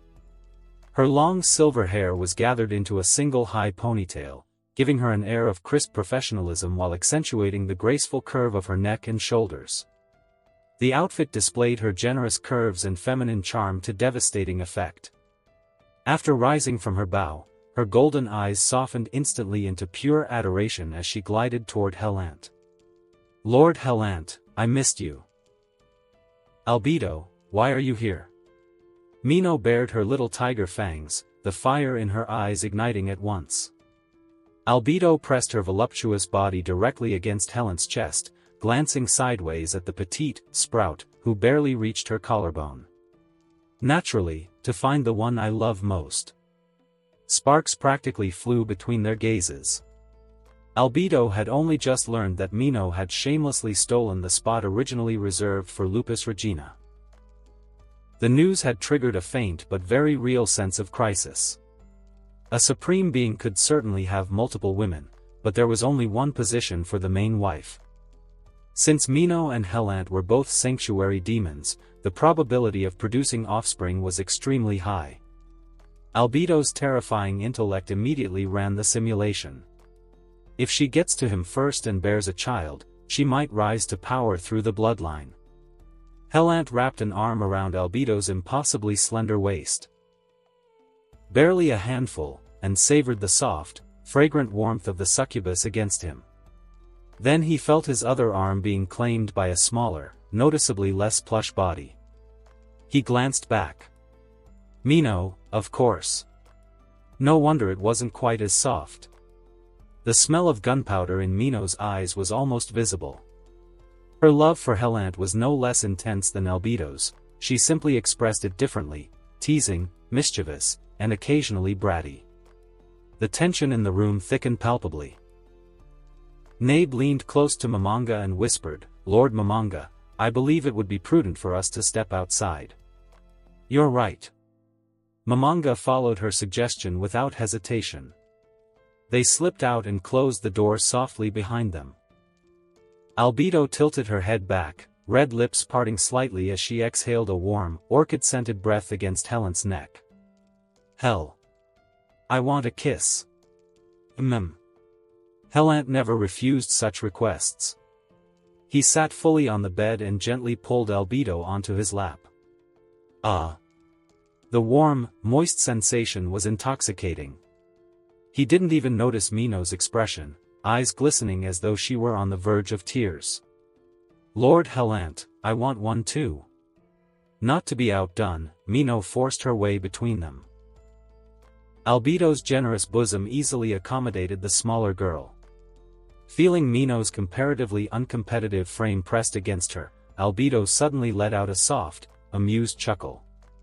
With a figure like that, how could she possibly compete with a succubus? Helant looked down at Mino, now wedged awkwardly between him and Albedo, and couldn't help but laugh. Mino, stop squeezing. He gently pulled her free. But, Seeing the lingering hurt and tension on her face, he softened his voice. Although Albedo is very sexy and feminine, Mino, you have an advantage she doesn't. Mino's large eyes sparkled instantly. An advantage over Albedo? What is it? Helant rubbed her head affectionately. Even though you're mischievous, black-hearted, and don't have the best figure, you're cute. Mino's expression froze. Tears shimmered in her eyes as the words sank in. Lord Helant, are you looking at me like a child? Tears dripped from her eyes. I'm over 100 years old. I'm an adult. That was Mino's deepest fear. She had always dreamed of a figure like Albedo's precisely because she believed it was what Helant preferred. If Helant viewed her as a child like Aura and Mare, then she would be completely out of the running. Inside the rented room at the tavern in Irantal. How can he treat me like a child when I'm 100 years old? Ugh. Just as Mino spiraled deeper into her aggrieved thoughts, something soft yet oppressively heavy suddenly enveloped her head, pressing down until she could barely draw breath. MMPH. Albedo, what are you doing? Mino-chan, Albedo purred, voice dripping with smug satisfaction, you must remember, I am the main wife. She firmly mashed Mino's small face deeper into the plush valley of her chest. MMPH. MMPH. Albedo. The sheer difference in size and softness made Mino's struggles almost comical, her tiny hands slapped futilely against the rippling curves, creating waves that only emphasized the disparity. Albedo looked down at the squirming girl trapped in her embrace, lips curling into a triumphant, disdainful smile. To think she had actually felt a flicker of worry about her position being usurped by this little sprout. She reached down casually and palmed Mino's flat chest, letting out a soft, mocking laugh. My worries were completely unnecessary. Seeing Mino's face turning an alarming shade of red from lack of air, Helant finally intervened with a helpless smile. Albedo, you've come at the right time. I have a task for you. Albedo released Mino instantly, posture straightening into perfect deference as she turned to Helant with shining golden eyes. Poha. That damn bitch. Mino gasped, wiping her mouth and glaring daggers at Albedo, tears of humiliation glistening in the corners of her eyes. I need you to arrange for agents to infiltrate the Roble Holy Kingdom, Helant said calmly. Stir up internal divisions while amplifying external threats from the demi-human tribes. Also, we've demiurges forged historical records into the narrative there as well, make the people believe the Sorcerer King and the Holy Domain God Lord have been at odds since ancient times. Albedo's expression turned serious, mind already racing through logistics. Lord Helant, do you intend to seize the Holy Kingdom first? Since Helant and Momonga had chosen to operate in the Re-Estais kingdom as adventurers, Albedo had naturally assumed that kingdom would be the initial target. The Holy Kingdom borders numerous demi-human tribes and has been locked in near-constant border wars for generations. They desperately yearn for peace and a savior. Helant trailed off meaningfully. Albedo's sharp intellect connected the dots immediately. Compared to the relatively stable, if corrupt and decaying, Re-Estais kingdom, a holy kingdom plunged into utter chaos would have a far greater and more immediate need for a divine figure to deliver them from destruction. Understood. Her voice softened again, turning sultry as she stepped closer, thighs subtly rubbing together. Then. Hell, shouldn't we? No. Mino threw both arms around Helant's neck in an instant, glaring at Albedo like a territorial kitten. Albedo chuckled low in her throat, pursing her lips teasingly before stepping gracefully into a waiting portal. Well then, Lord Helant, I'm off. The portal closed with a soft snap. Mino remained clinging tightly to Helant's chest, refusing to let go.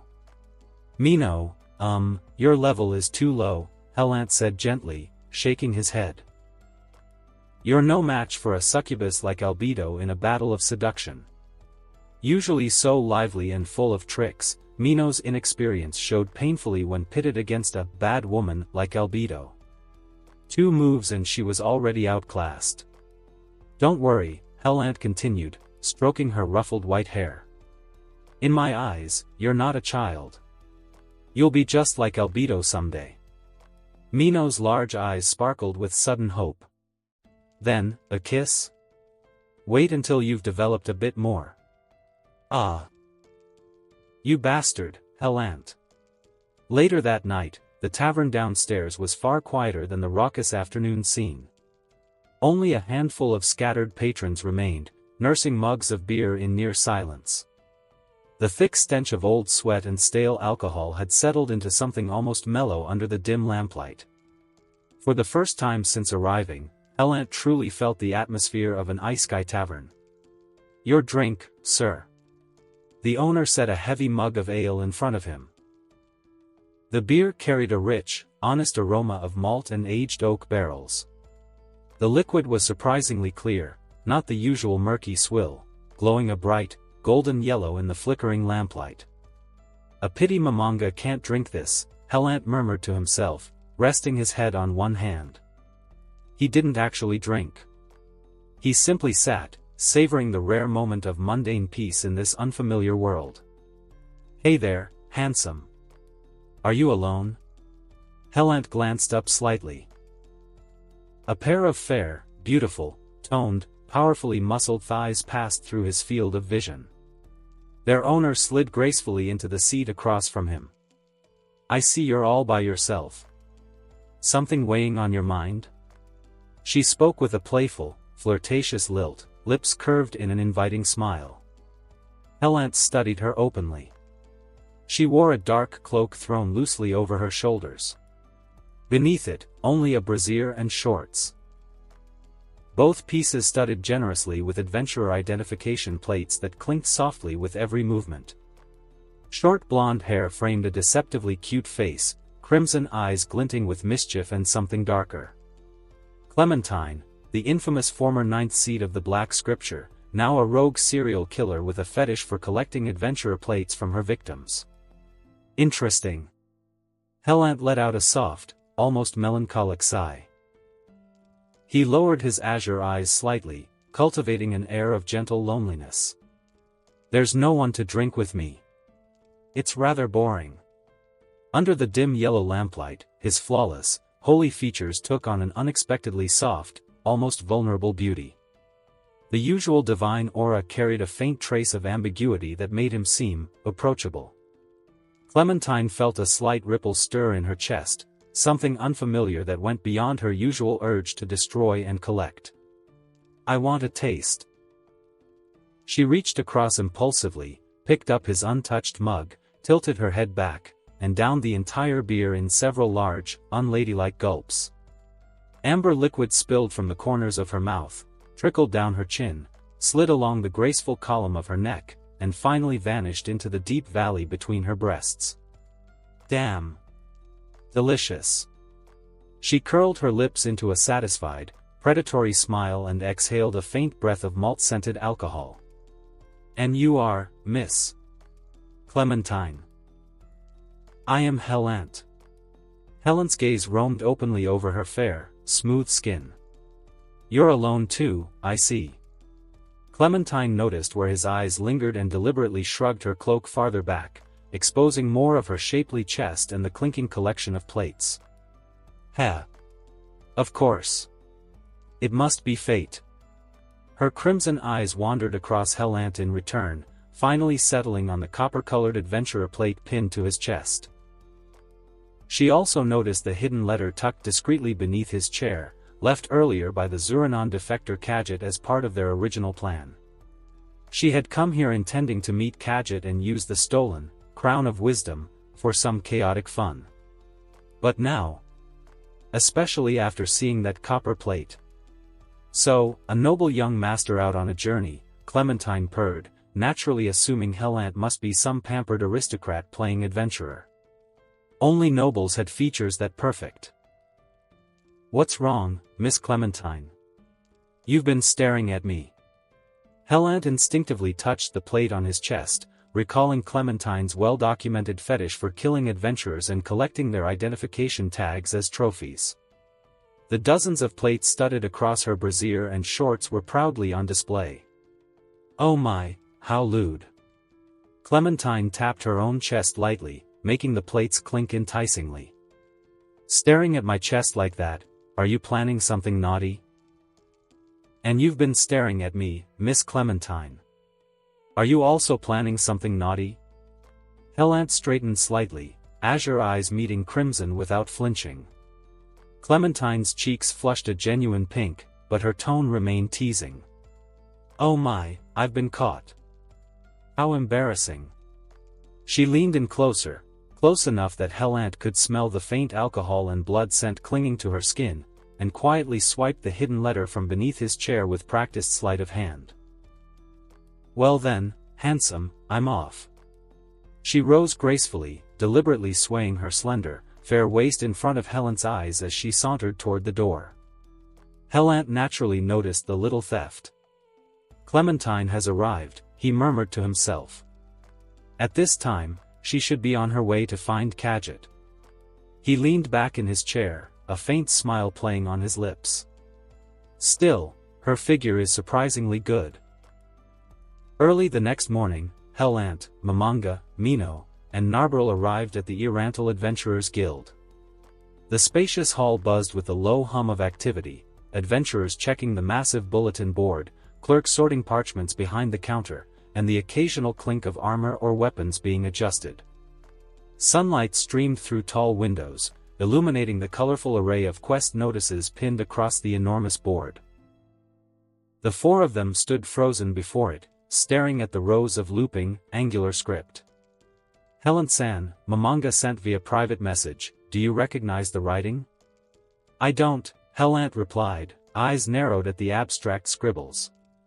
For a long moment, he was genuinely speechless. He had completely forgotten, Japanese was not the universal language of the cosmos. Don't tell me you're illiterate." Mino nudged Helant's waist with her elbow and flashed a mischievous grin. Helant looked down at her seriously. "You can read it?" "I can't," Mino admitted with a shrug, completely unbothered. They had been standing there long enough that their striking appearances, Helant's holy, silver-haired beauty, Mino's doll-like priestess charm, Momonga's imposing black armor, and Narbril's cold elegance, began drawing stares and murmurs from the other adventurers in the guild hall.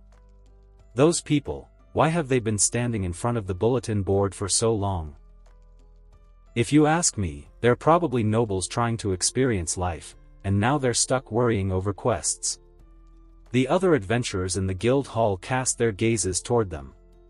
Even while wearing armor, Momonga felt a little uncomfortable. Just as he was about to pick one at random, Helant moved. Helant stepped up to the receptionist and smiled. "Excuse me, may I take on mithril rank quests or higher?" "Certainly, wait, no." The receptionist slapped her cheeks to snap herself out of it. "Sir, your rank is copper. For your safety, I really cannot process quests of mithril rank or higher for you.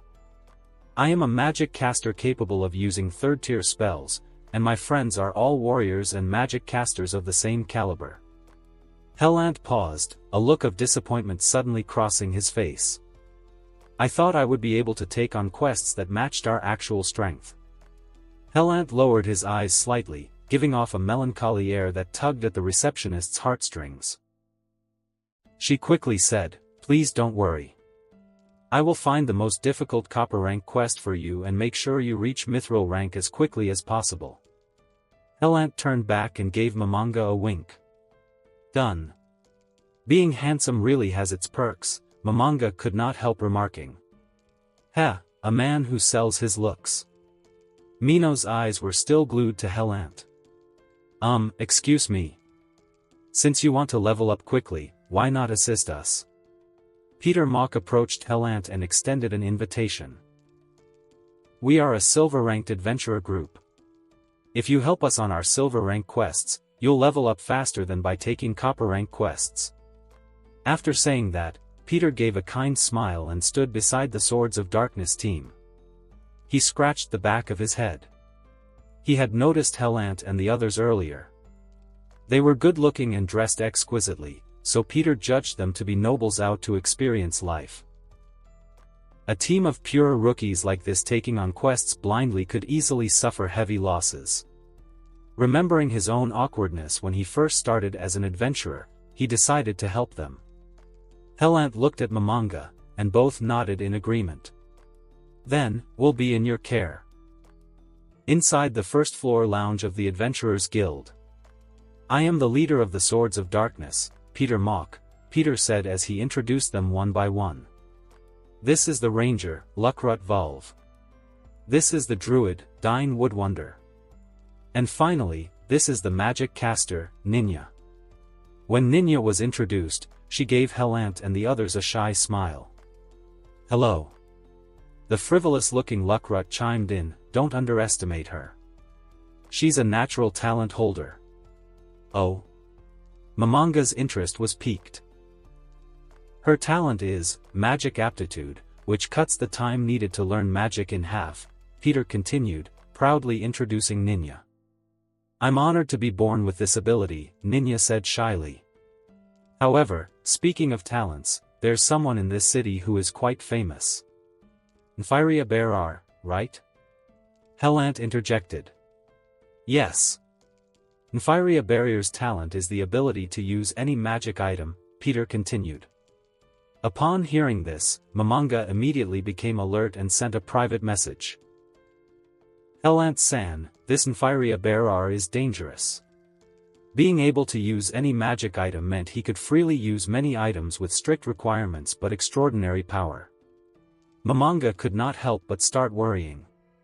If such a talent existed in just the city of Irantal, then how many people in the entire world possessed even more outrageous talents? He had to be cautious. "Don't worry, Momonga. He'll come looking for us on his own in a bit. We'll have plenty of time to study him then." After finishing the private message, Helant turned to the group and said, "After all that, I forgot to introduce us. I am Helant. He is Momon, and these are Mino and Nabe." "Hello," Mino and Nabe greeted coldly. Just then, a guild attendant knocked on the door and said, "Mr. Helant, the apothecary, Mr. Nfiria Berar, has specifically requested you for a commission." Momonga looked at Helant in surprise. "Impressive, Helant-san. He really did come." He had not forgotten that, whether it was yesterday or just now, Helant had said the apothecary Nfiria Berar would actively come seeking them. Downstairs, a thin, yellow-haired figure stood in the hall. Seeing Helant and the others, he called out in greeting, "Hello, I am Nfiria Berar." No sooner had he spoken than Narbril took a few steps forward, preparing to draw her sword and slay Nfiria. At the same time, Momonga moved quickly and delivered a chop to the top of Narbril's head. Narbril clutched her head and turned in confusion. "Lord Amo. Lord Momon, but..." Momonga whispered helplessly, "Don't act without thinking. Even if you are going to kill him, do not do it in front of everyone." Fortunately, it all happened in an instant. Aside from Helant and Mino, no one noticed Narbril's movement just now. Mino looked at Narbril, who was holding her head with a cold expression, and smirked. "Oh, Narb, how cute." Narbril sighed helplessly. "Lady Mino, please do not mock me." Helant walked straight down the stairs to Nfiria and asked, "Why did you specifically request us?"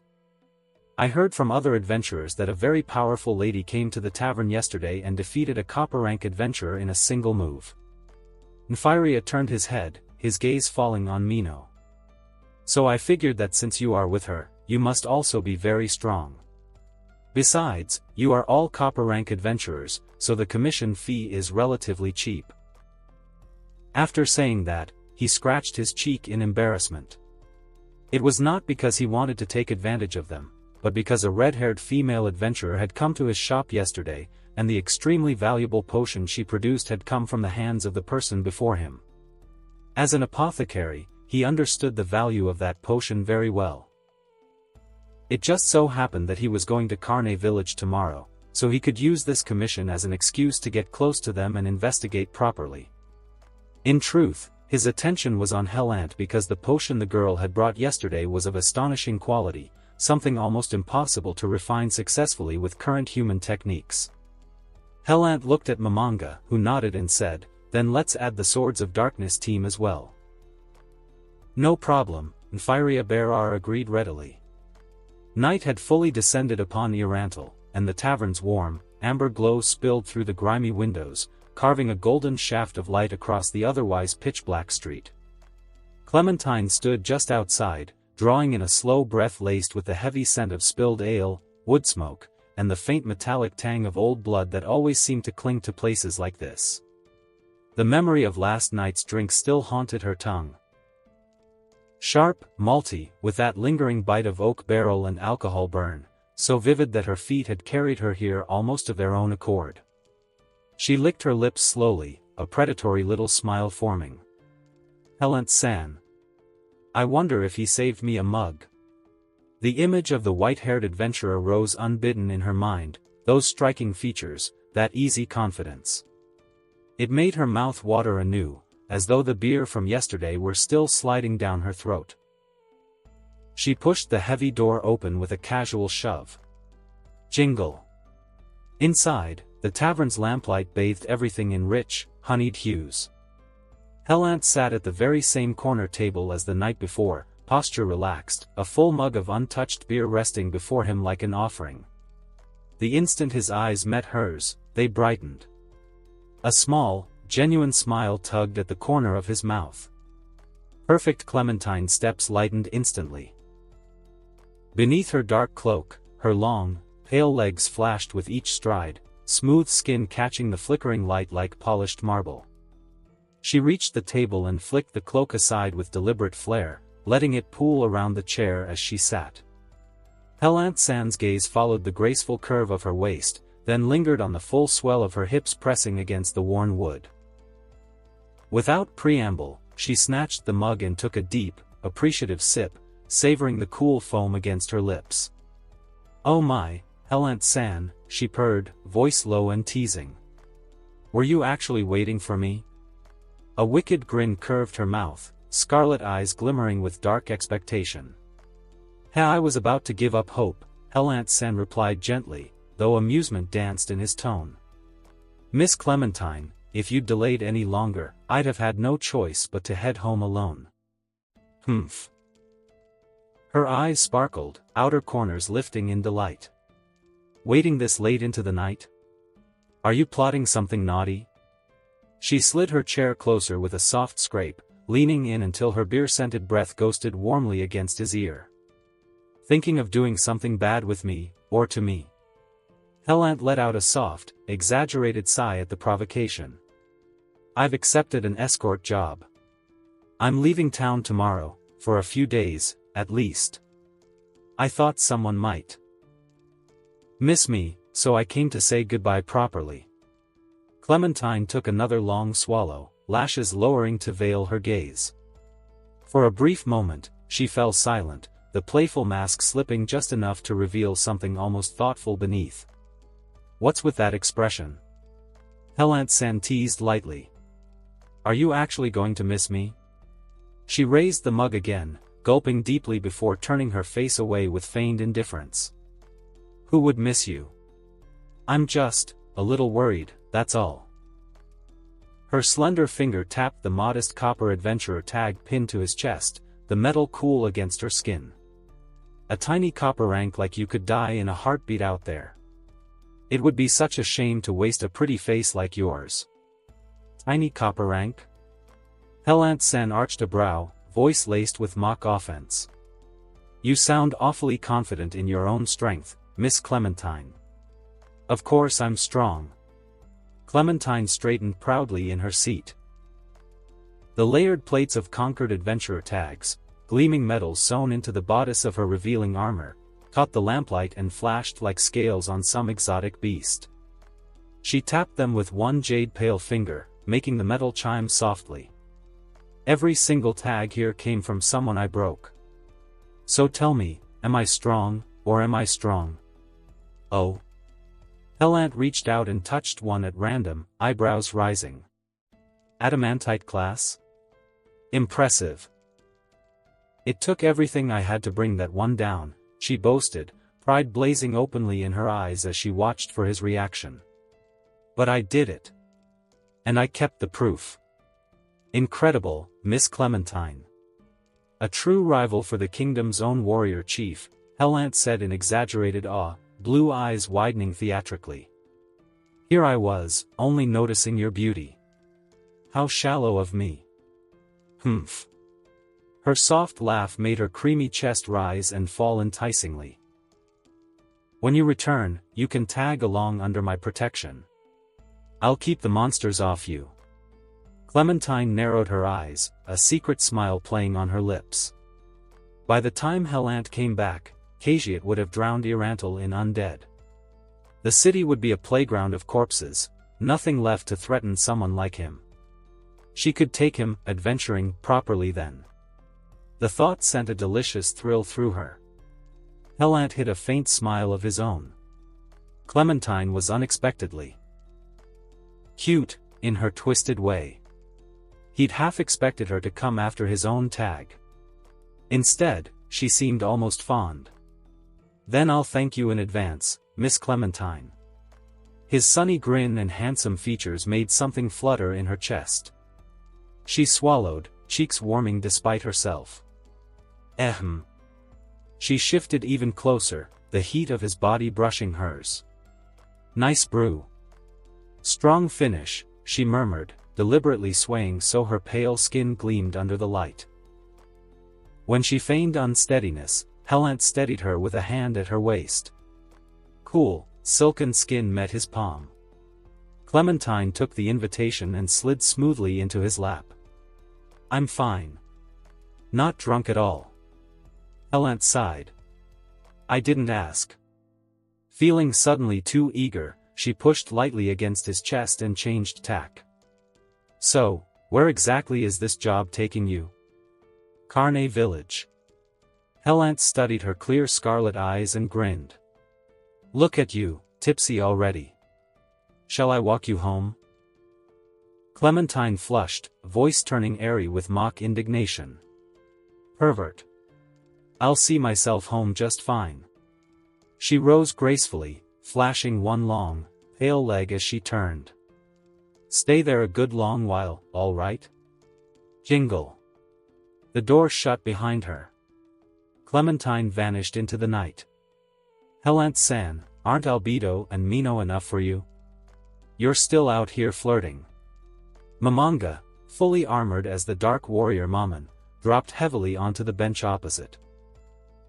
Clementine is a former member of the slain theocracy's Black Scripture, Helant replied, all traces of levity vanishing. After deserting, she slipped into the kingdom. Now she's plotting with a necromancer named YGGDRASIL.